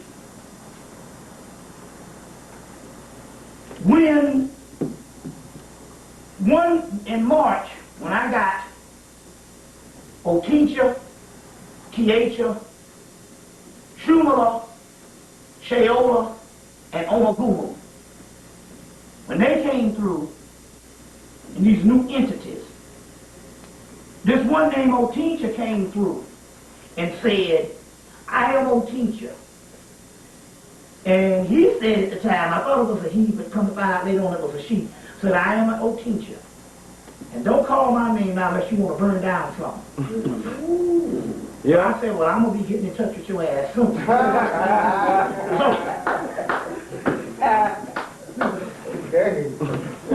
The next day, I told her to go burn down something.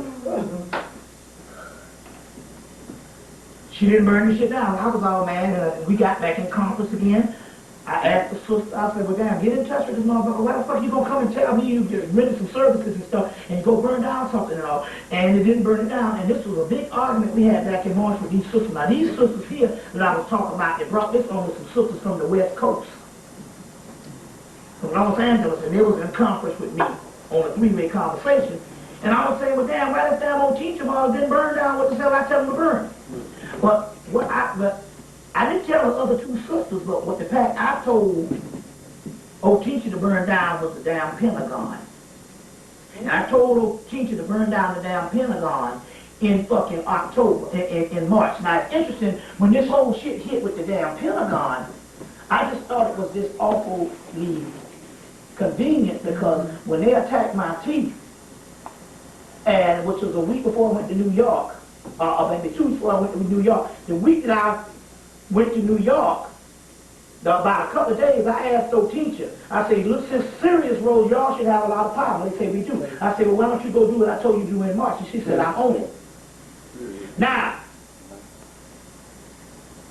not just to add the shit to me, and I'm just goddamn in these forces, come to find out, there was another sister in Philadelphia that had been calling on the goddamn destruction of the Pentagon for damn near 2 years.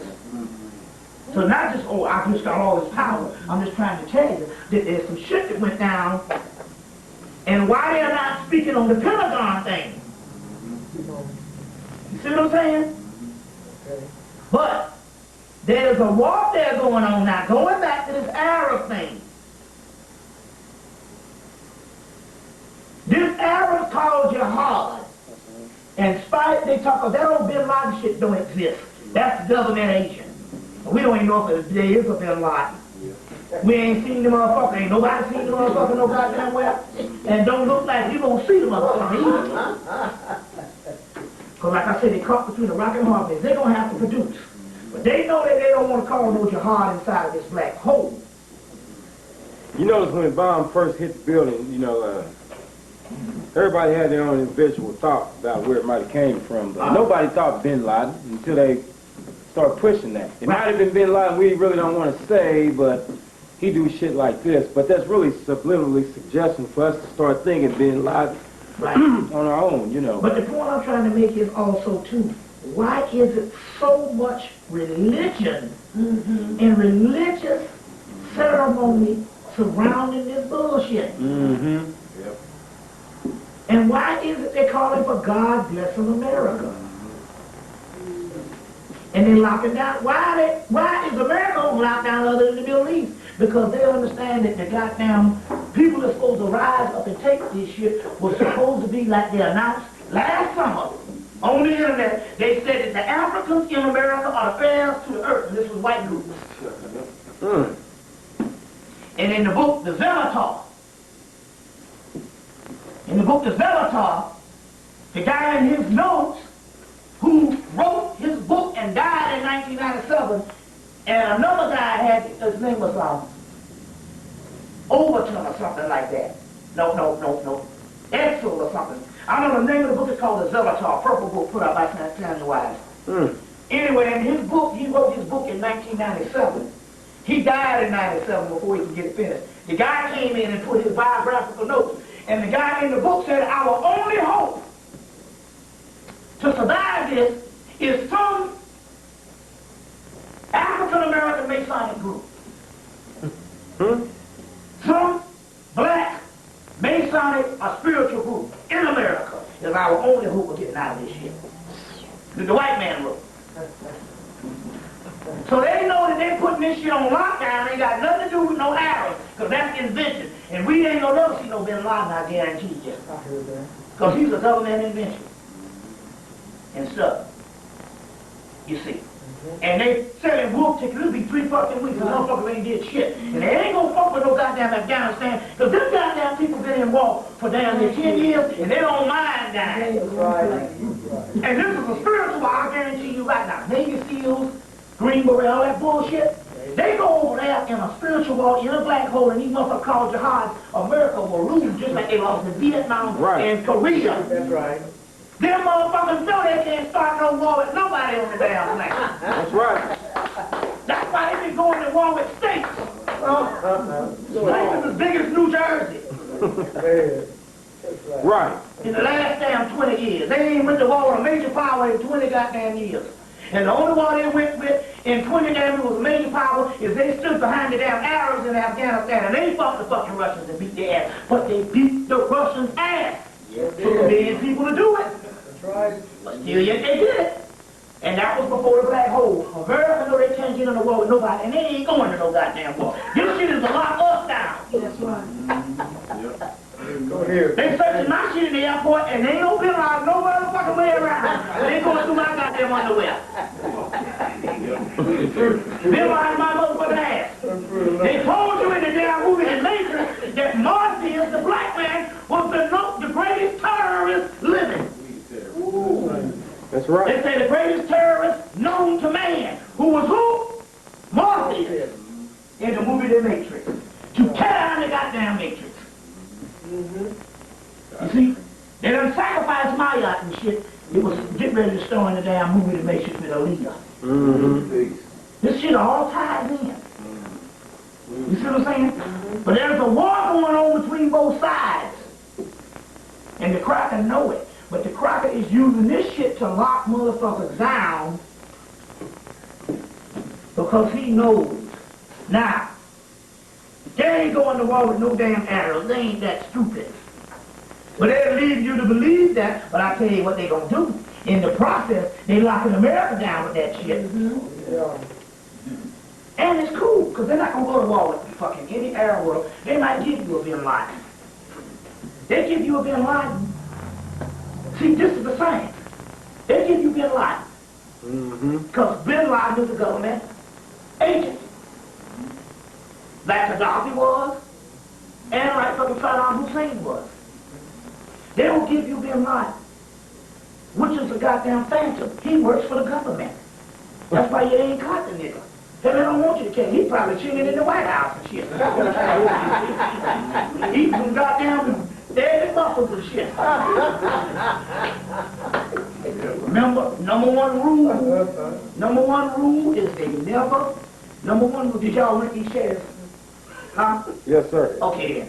That's my shit ain't none of y'all shit. What's your secret?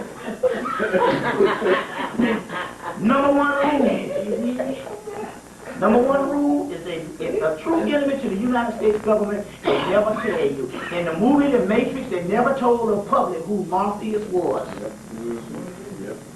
Number one rule, anybody they put on the TV is who they give you. That's the number one rule to mind control. They never put true enemies. They got a cracker named Philip Agee. Damn nigga that defected from the CIA. He gotta have a passport to come in the goddamn town. They got a guy, John Stockwell, wrote my 25 years with the CIA. They got all kind of damn people out here. I know at least 10 or 15 white motherfuckers. They don't even mention their goddamn name, but all of a sudden it's Bin Laden. You read that bullshit. Every day. They don't mention the enemy's name. That's a part of warfare. Never give the enemy power by mentioning his name.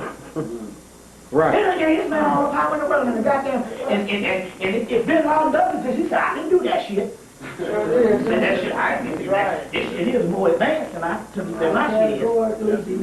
Right. But the key here is whether his ass is gonna come to you on a slate.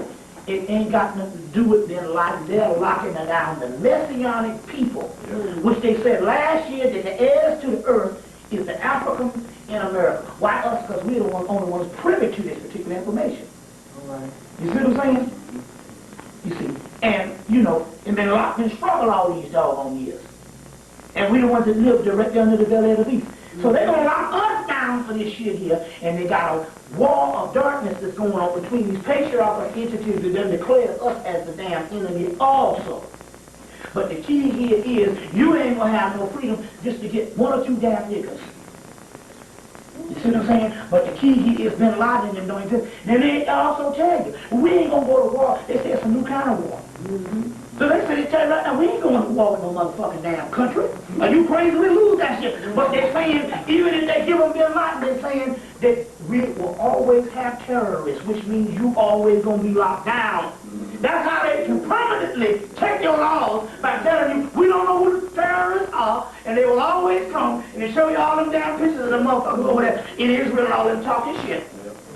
And tell you that America is now under siege forever. Because terrorism is not when you can kick a country in the ass and they call it truth. Terrorism is a group of people, individuals that can do this forever, so therefore they can always lock America down forever. See the mystery on that shit? Now, in this book, let me go into some couple of things here to show you what's going on. In this book here, Nostradamus, 1999, we're going to turn to Quatrain 72, which is the one that is the famous one in the year 1999.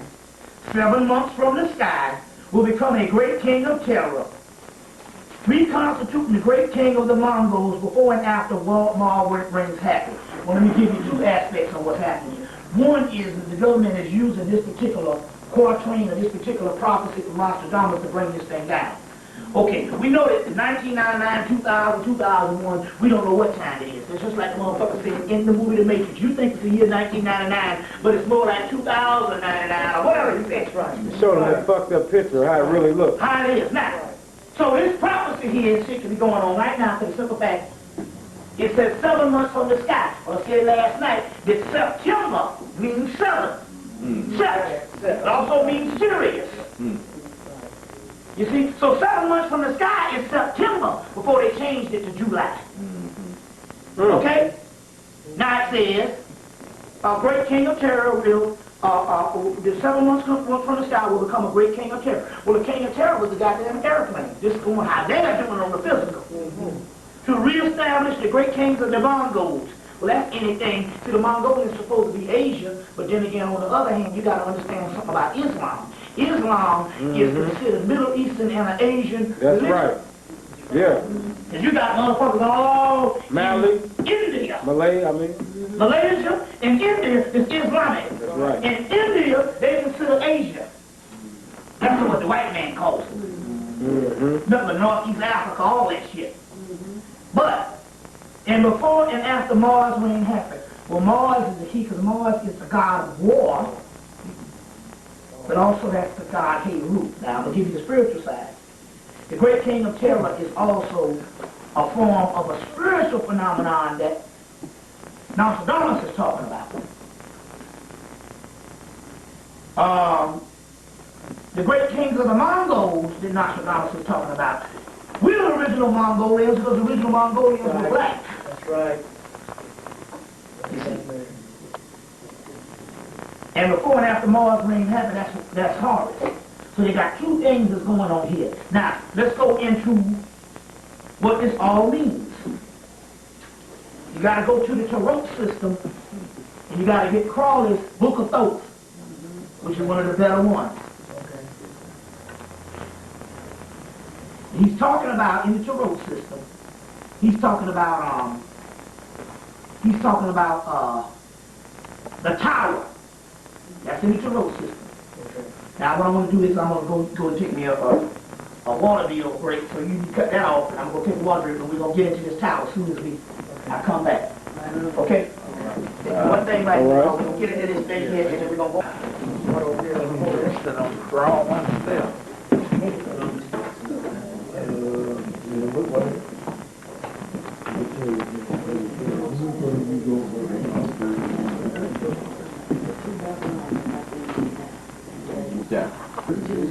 You just meditate. Okay, bro. In the Tarot system, there's a Tarot card called a tower. Right. Okay. Sometimes it is known as one tower, and sometimes it is known as two towers. But in so many words. You gonna show that? Huh? You got No, to. they don't have the card. They don't have the card. Okay. Yeah. Now, in so many words, we break this down to you. We want to know when is the sign of the apocalypse, or when is the sign, the major sign, that this shit will be over. Well, in the Tarot card, in the Tarot system, they have a major sign when all this shit is supposed to be over. Now, it's called, the Tarot card is called the Tower. It's called the Tower of Destruction. Right. In one system, or it's also called, the Tower is also called War. So it says the Tower of War. This is Crowley's book, page 107, his Book of Thoth, which is probably the most authentic because the God angel Awas put some things back that was missing. So in the Book of Thoth by Crowley, you get this and you get the Tarot deck. Now the Tarot is not necessarily something that a lot of people think is something you just read people's fortune with. The Tarot was a system, a spiritual system of not only divination, but a spiritual system of mystery system, of initiation. Very advanced on the level of any sacred text, like your Bible or whatever. You take the Tarot and study it as a religion within itself, coming out of ancient Kemet. So in this religion, we're talking about one of the keys to the ending of it all has something to do with the Tarot card, the Tower. You got 22 major arcana, and you got the other minor arcana cards. But this is one of the major arcana cards, which is the Tower. This card is attributed to the letter P, which means mouth. Remember now, remember in the story of Osiris, he died, but he was reawakened when Isis breathed life back in him by the opening of the mouth ceremony. It refers, the letter P, which means mouth, but it refers to the planet Mars. Here it is again. 1999, 7 months from the sky, will come a great king of terror. We're breaking this shit down spiritually. A great king of terror, 7 months from the sky, September, will come a great king of terror. Well, king of terror is the god Horus. Hey, you know, they said there was a black hole behind the damn towers. Right. Well, we're going to go into this thing in the Tarot and break this thing down on what was going on in the spiritual realm. You saw what was going on in the physical realm, we're going to break it down on the spiritual realm. The great king of terror, we constitute the great kings of the Mongols. We're the original Mongolians. Black people. Before and after Mars reign happy. Mars is the god of war, but Mars is the god of Heru, Horus. Now let's go into this now. I'm going to give you a couple of incidents on how this thing goes down from Hemmitt and in India on how this thing goes down as far as what went on in New York, but also what's going on in the spiritual realm. Y'all ready? Yeah. All right. Go ahead. The planet P, which means mouth, it refers to the planet Mars. In its simplest interpretation, it refers to the manifestation of cosmic energy in its grossest form. The picture shows the destruction of the existing material by fire. The picture shows the destruction of the existing material matrix by fire. You have fire that went on there. All right. This picture may be a preference to the R2. R2 is another name for the card. 20, which is another card in here, number 20. Here is number 16. The tower is number 16 in this system. The R220 is the card called Last Judgment. Here it is again, Last Judgment, which has got a picture of Horus, a Heru, on the card in the crawler deck, as the Last Judgment or the coming of the new eon. So now what we're talking about here is a tower being destroyed and signaling the god of Mars and the coming of a new eon. This being so seems to indicate quintessentially the quality of the Lord of the Eon. The Lord of the Eon is called Horus, Heru, crown and conquering Lord Eon. Horus, a crown and conquering Lion of Judah. And they say it was a great eagle in the Apocrypha that was ruling the world, and then a lion came and conquered the great eagle. America. God bless America, because your ass is stupid. At the bottom part of the card, therefore, shows the destruction of the old established by lightning. So, a lightning and flames of energies of war. Now, the key here is the Legba, Orisha, or the Orisha for Legba, Obatala, Chango, and Ogun represent the four patriarchal gods that set over the old eon. So, therefore, the destruction of the old established eon by lightning, flames, and energies of war. In the book of the law, Horus comes and says, I will give you a war energy. In the right-hand corner is the jaws of the disc. A balancing flame, a belching flame at the root of the structure. Falling from the tower is broken figures of the garrison. And it will all be noted that they have lost their human shape and they have become more geometrical expression. It is given different indications of the actual card. To understand this, well, it was geometric shapes. You had humans that fell from the tower, crushed with all kinds of geometric shapes, which is all the glass and all the other crystal. It's amazing. Understanding that it is necessary to refer to the doctrine of the yogi, especially to most widely current in southern India. Southern India is the untouchables, where you have the cult of Shiva. Now Shiva is the god Horus. Heru is the god Horus Heru. The destroyer is Paramount. So you got the god of war, which is Horus, but you also got the god Shiva, which is also a form of Heru, Horus. Shiva represents, and he's called Shiva the Destroyer. Shiva is represented as a dancing upon the bodies of his devotees. To understand this is not easy for most Western minds. Briefly, the doctrine is that of the ultimate reality, which is perfection, is nothingness. Now, hence, all manifestations, however glorious, however delightful, are stains, whatever that means. Let's see.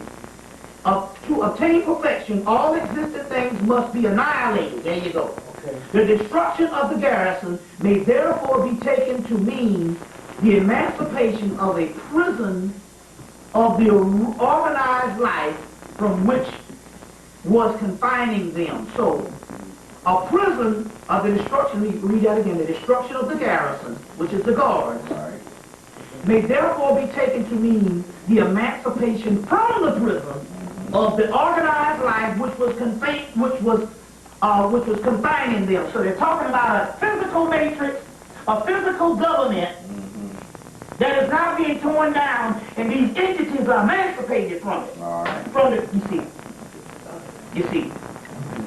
And their unwisdom to cling to it now.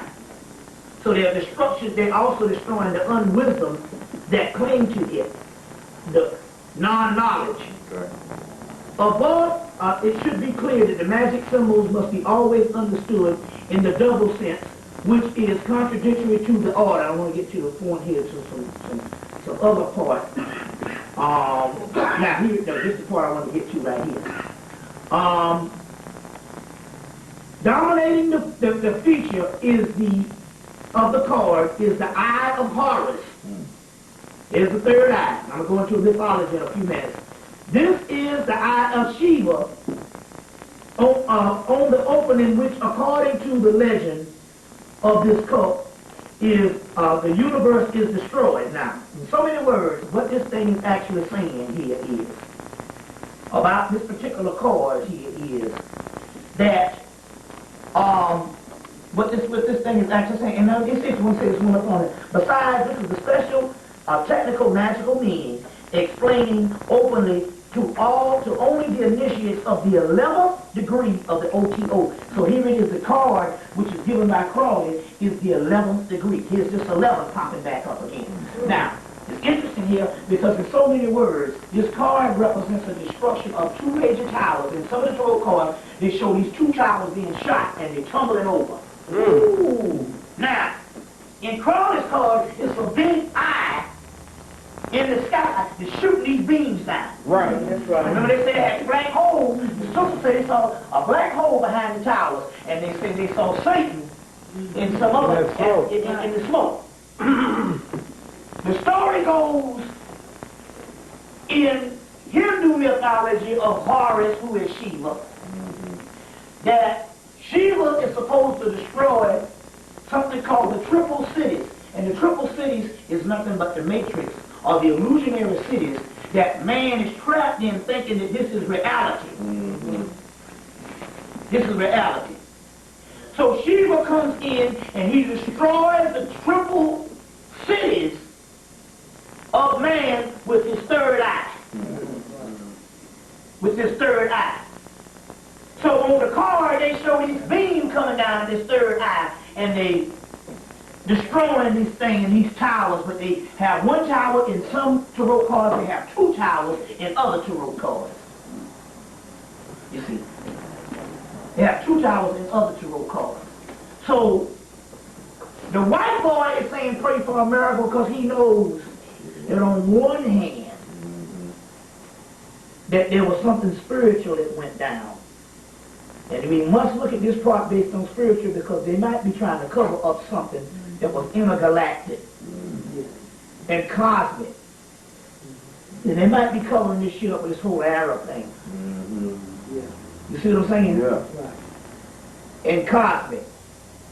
But the World Trade Center represented a symbol of capitalism and world dominance. And America was the only power left because Russia is gone. But terrorism comes in because terrorism is the only type of power that can be fought against a major world dominant power. It has to be a single cell group. It can't be another country because they are weak. It has to be terrorism. Or in this particular case, a holy war they don't want to get into because they declare war to get your ass cut. But it has to be David and the Goliath syndrome. You see what I'm saying?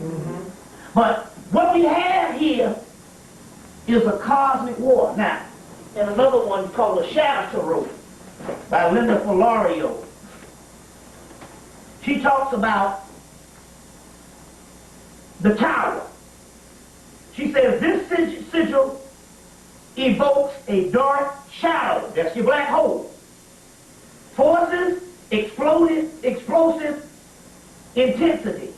The yantra provides a means of integrating these into the personality of the shattering, the fragile vessel, and the tide is high. The energy is rising all around us, and the force is falling like a comet shower from the stars. Upon the altars of the flames and the knives, he's trying to give you more of a visionary thing of this tarot card. All this has to do with the actual towers. Upon the altars are the knives, the crystals, and itself is blasted, spiraling like a yum of DNA mutation into the activisms of the far future selves. Now, the one I want to read was this. This particular part right here, that she says is profound. Let me get back to the particular point, because she goes into one particular part here, and let me see if I can find this particular part. She says that it has something to do with Black Saturn, and in so many words, it has something to do with the blackness of a void. But she says that this blackness of a void is coming from the subconscious mind. And in so many words, she's talking about, again, she's talking about this particular black hole that's out in space and all of this. It's another part of here. I lost my place on the particular part. But she was just giving another indication of the actual towers and stuff that actually went down. So all of them are all talking about this particular tarot card, which is a tower, which represents and which signals the end of all of this shit when these two towers fall in the tarot system, which the tarot system is a spiritual system, which later on was turned into a divination system, and that's the only little piece of it that was left behind. But it's a whole spiritual system.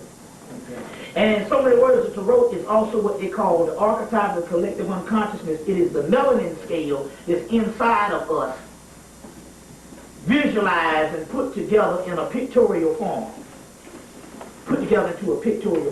But in so many words, the tarot system that came out of ancient Kemet, they talk about this particular tower. And the tarot system can be applied to every form of religion. You see what I'm saying? And every entity can have a tarot card and all this stuff, so this shit is major paramount. What's that? The sister wants to stand kind of firm on that 10 o'clock. Yeah, okay. It's a quarter till. Let's go to a question and answer. All right. Like, because I was just, as a matter of fact, I was just finishing up, but I'm going to go to a question and answer right now. You know, this dark master come upon us, right? Yeah. I feel like me and some brothers I correspond with have kind of slipped through the gateways just by being more real to the black woman. And a lot of people who's not being true to her is catching hell now. Right. More so than ever. Just by lying and giving your partners more play than you want. That shit turned niggas out to meat rack. Right. With that boy thing, because that's the patriarchal order, and what happens here is the energy forces is shifting to the matriarchal side, and if you're going against the grain, you're going to catch all kind of hell. You see what I'm saying? You're going to catch all kind of hell, because basically, in so many words, that is really not our nature. Yeah, that's right. Because number one, we all identify with our mothers. You see what I'm saying? And also, if there's anybody who could try to understand this thing more than anything, it would be the black man. Give me some questions. Yeah. What's that? Is there a correlation between the mystery schools and nation building? The mystery school and nation building into what particular aspect? Getting our people up out of this rut, basically. Oh yes, it's a correlation, but the correlation now is the nation building now is not necessarily we're going to build a new nation in the physical. I say this over and over and over again. That ain't happening. That ain't happening at all. They talk about the last days, our people will become savages in the aspect and all. There's no difference between white people and black people now. Within 30 years now, pro-black people have become alien. They become alien. They become like the dinosaurs. They stick out like a sore thumb and they catch hell more than anybody. So my point here is because majority of the people, what you call dead people or whatever type thing, it's literally like another force, another consciousness is coming and taking them over. Now in the movie, They Live, they say we've been taken over by a consciousness that resembles sleep. Well, we're just talking about now. We're just talking about the patriarchal rule that's been in effect for years, for thousands of years now. But we're just talking about the apocalypse culture now. Is we have lost the majority of our people to the dominant culture. You see what I'm saying? To the dominant culture. But we don't really worry about it because we're talking about here. Not if they have souls. Their souls will go where our souls is going. So we're not really worrying. We're free in energy here now and not physical bodies. You see? So we're not really worrying about it. They're just dormant. So you don't have to worry about that and all. The head has to wake up first, and that's and the key here is. So it is nation building and stuff that we are actually building a nation of gods.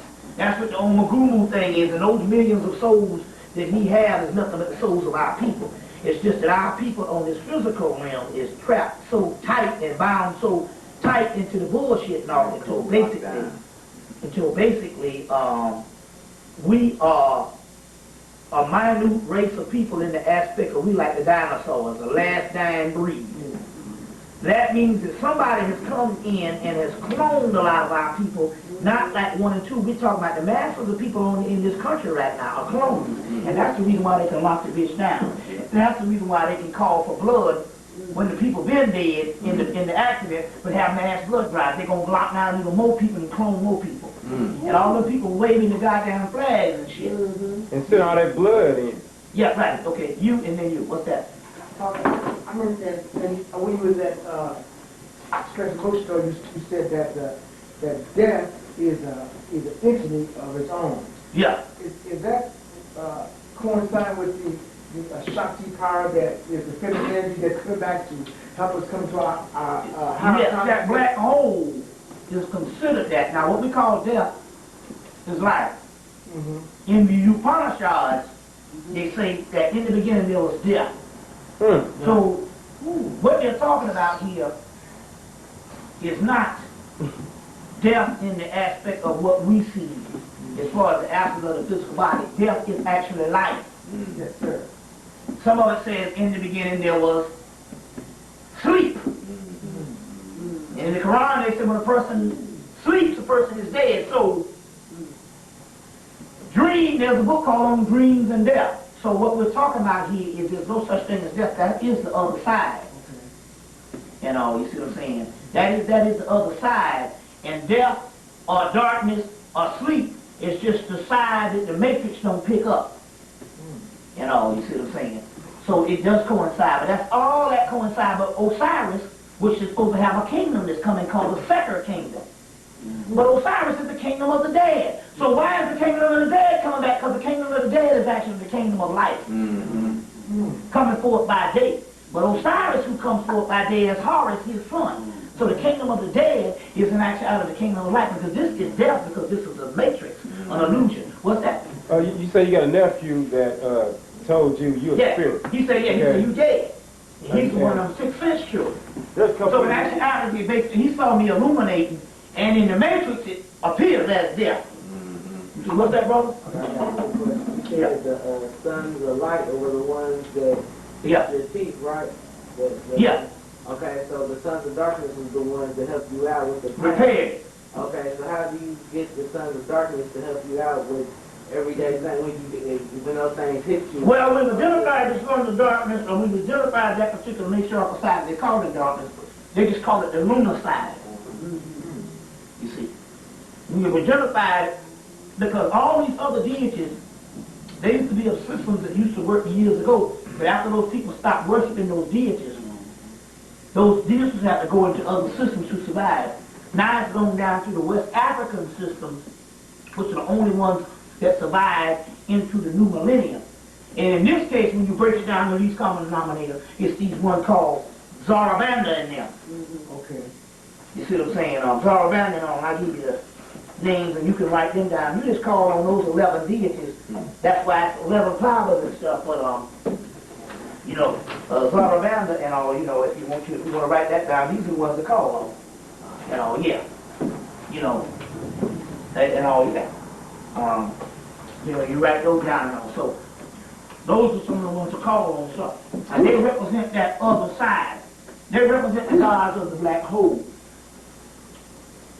Meanwhile, the black hole is inside of us. Just as we are being in part of this particular black hole. Give me some questions. What's that, brother? Yeah, can you say that, but it's kind of like what I'm getting from it is like, you know how there was an Art of War, that book that was written. It's like the Nowtime Prophecies and things of that sort. It's kind of like somebody back in the day writing down something for them so they could set up they chess pieces almost is the way it seems. You know what I'm saying? The way the things is written, it's right. Like they kind of misprinted, so you thinking that it's 99 or this or that. Right. But it's like the man was watching it. You know what I'm saying? Yeah.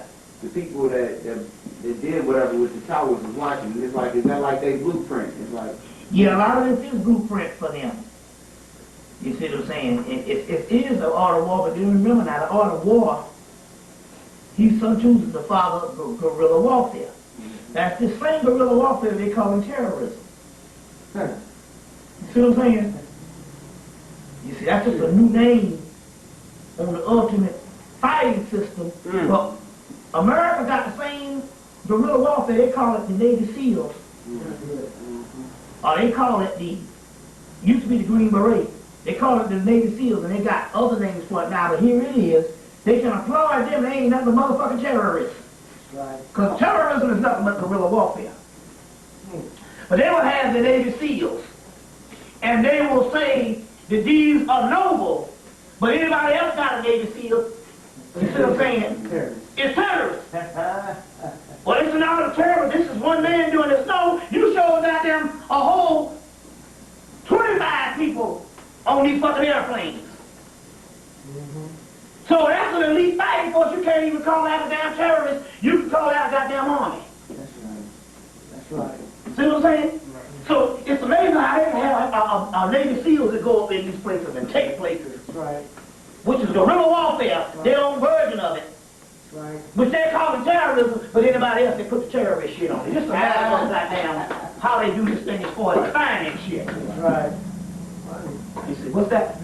Through my studies, man, through Liza, Africa, Phil Valentine, different people dealing in the medical aspect of it, I've come to the conclusion that melanin is an organ. Can you substantiate that at all? By classifying it as an organ? If they're taking it based on the definition of it and just how they're it's a little, I think it's more of a psycho substance in the aspect is an organ is ultimately physical. it's made up. Melanin is beyond the physical body. Melanin existed before there was a physical body. So I wouldn't really classify it as an organ as I would classify it as a substance.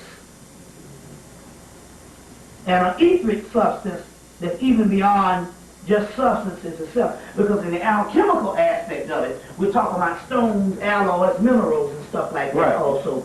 You know, that comes in, protons, electrons, and neutrons and stuff. So I wouldn't necessarily call it an organ. The organ that contains it would be the pineal, which is a gland, which is probably a smaller organ, you would call a gland. Pituitary, the thalamus gland, you see, and things like that. I would think that if you want to say organs, the lower intestinal tract and stuff like that would be the stuff that houses it. I think the melanin is a little above the organ stage. It is pre-physical. You see what I'm saying? It is pre-physical. Like that.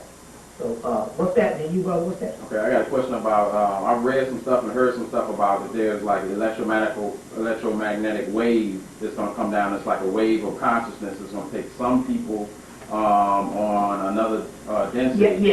Some people are going to die. They talk about in the Bible, it's the rapture. That thing has already come in the last 10 to 15 years. Okay. In 1996, how much you got? 6 minutes.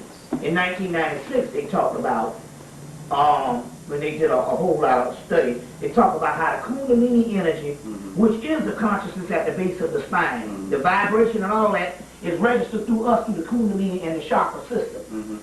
Leading with the manifestation of the pineal gland consciousness, they said that stuff was on the rise in 1996.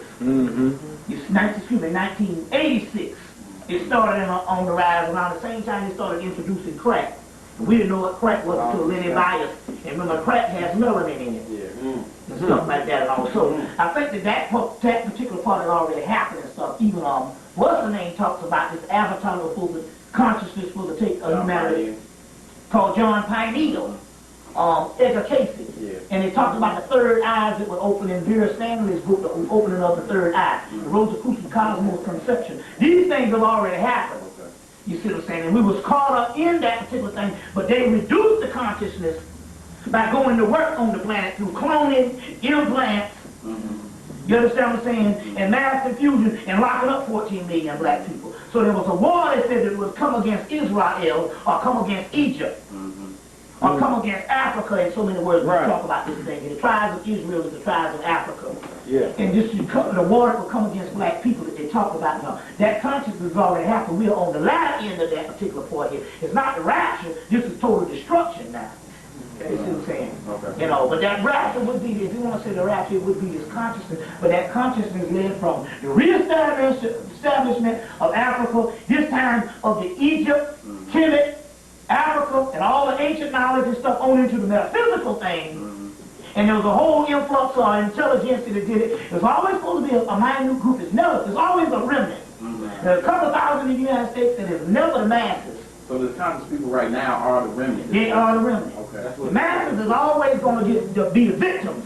They get caught up into the plague. What's that? When you're talking about the eons, I want to ask you, is that spelled I-O-N like ions, and does it have anything to do with the ionosphere, or does it have anything to do with John the prophet? Being that there's no J in the Hebrew alphabet, there's another channel, because a lot of these things have their origin in those, so eon and ion could very well be that. Is it I-O-N, what you were reading earlier? It's eon, it's called eon, E-I-O-N, or E-O-N, or whatever that is, but it's also aeon, ion, all this is a particular thing, but you're going to find out that the etymological root of all of this shit, it could very well be. And so you've just basically made a channel, you see, on how these words come about also, too. So very well, you pretty much can be correct. You know, give me some more questions. These things about the densities, different densities and stuff like that, does that have anything? The different densities, all that stuff is talking about consciousness. And stuff like that. It's talking about consciousness and vibrations. That's what they was talking about the Kundalini stuff was rising. The Kundalini goes by a series of vibrations. And they also says in Dion Fortune's book called Cosmic Doctrines that the astrological configurations and the densities that once permeated the land during the days of Atlantis will re-permeate the land in the last days. And that's what stuff that's always been going. That's why we're locked into this consciousness. You know, so yeah, that's what the density and stuff is. What's that? What do you think about Nostradamus? What do you think he was a government agent? No. Nostradamus was taught by the Moors. And you get the movie Nostradamus. Is it on? Nostradamus was basically 1 minute. Nostradamus was basically taught by the Moors. And in his book, he mentions the Moors throughout his whole thing. The best book is The Complete Prophecies of Nostradamus by Henry C. Roberts.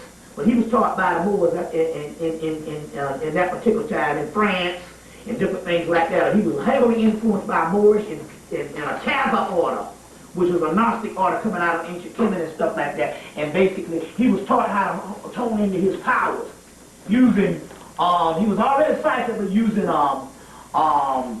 nutmeg and cinnamon and honey mixed into a potion. It's all on the movie Nostradamus, Orion Pictures, 1994. It's called Nostradamus, but it's Orion Pictures that came out in 1994. But they'll show a white arrow, but it was actually, he was a Moor. You see what I'm saying? So he was a student of the Moor and stuff like that. So can they conduct this current? Huh? Can they conduct this current? Who? No. The people like Nostradamus and the cats who study under the people who are conducting the current and causing things, you know what I'm saying, flowing with this current. Can they flow with it? Oh, to the white people? Yeah. I mean, not unless they got a soul. I mean, they can access knowledge. Anybody can because they're supposed to access knowledge for it. But the only thing can survive in this black hole is that which comes originally from the black hole. Is made of the same substance. Is it still on? They can only read it. But the only thing that can survive in the black hole is that which was originally made up of the black hole, which is the carbon beings other than carbon-based beings. They're carbon-based beings. We are carbon beings, 6 protons, 6 electrons, 6 neutrons, which is the black hole, which is the soul. They have a spirit, but not a soul. There's a difference. The soul is the sun, S-U-N. And through a black hole, the only thing can exist is particles of light, which is the sun. So is this black on the mother plane? That's what it says in this particular picture. This particular picture shows in the heart of the black hole in our Milky Way galaxy is the heart of our own galaxy, is a hungry beast that rules a mysterious cataclysmic violence. And when they show it in the actual book that I didn't bring, they show a mothership, basically. That is the mothership, is this particular black hole. It's called a mothership, the Archosaurus, and this particular black hole. Get in touch with me through Archosaurus. Get the catalog that we got out that deals with all the metaphysical books and all that stuff in the Archosaurus also. It's 404-344-6862. 404-344-6862. Also, that's dealing with that. What's that? You know what you're saying, right? About almost 4,000 Jews staying home. I mean, you're right on the money. That's right. Yeah. So we think that the Messiah probably told the Jews to stay home while we planted those explosion bombs. Remember now, it all works together with America. Because that's the 51st state. Is still on? Yes, sir. You see what I'm saying? Yeah, that's the 51st state also. But I also want to give thanks to the House of You here in Indianapolis. She's on the way in now. And all that.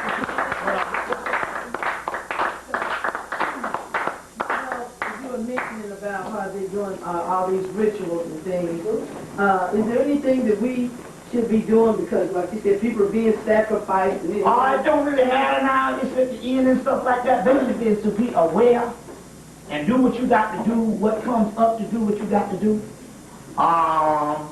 It's just God bless America stuff that they saturating it. Yeah, but that's just part of it. No, they can't do shit. That's just the joke. I'm talking about the saturation of the flags, they even printing flags in the news. Yeah, well that's just them. Trying to get you to keep putting all that up where, as I interpreted to people, that I said that the red was the blood that our ancestors shed, and I said the stars is what you see when they beating you upside your head. And I said black and blue is what color you turning when they beating you down, and I said you already know what the white is.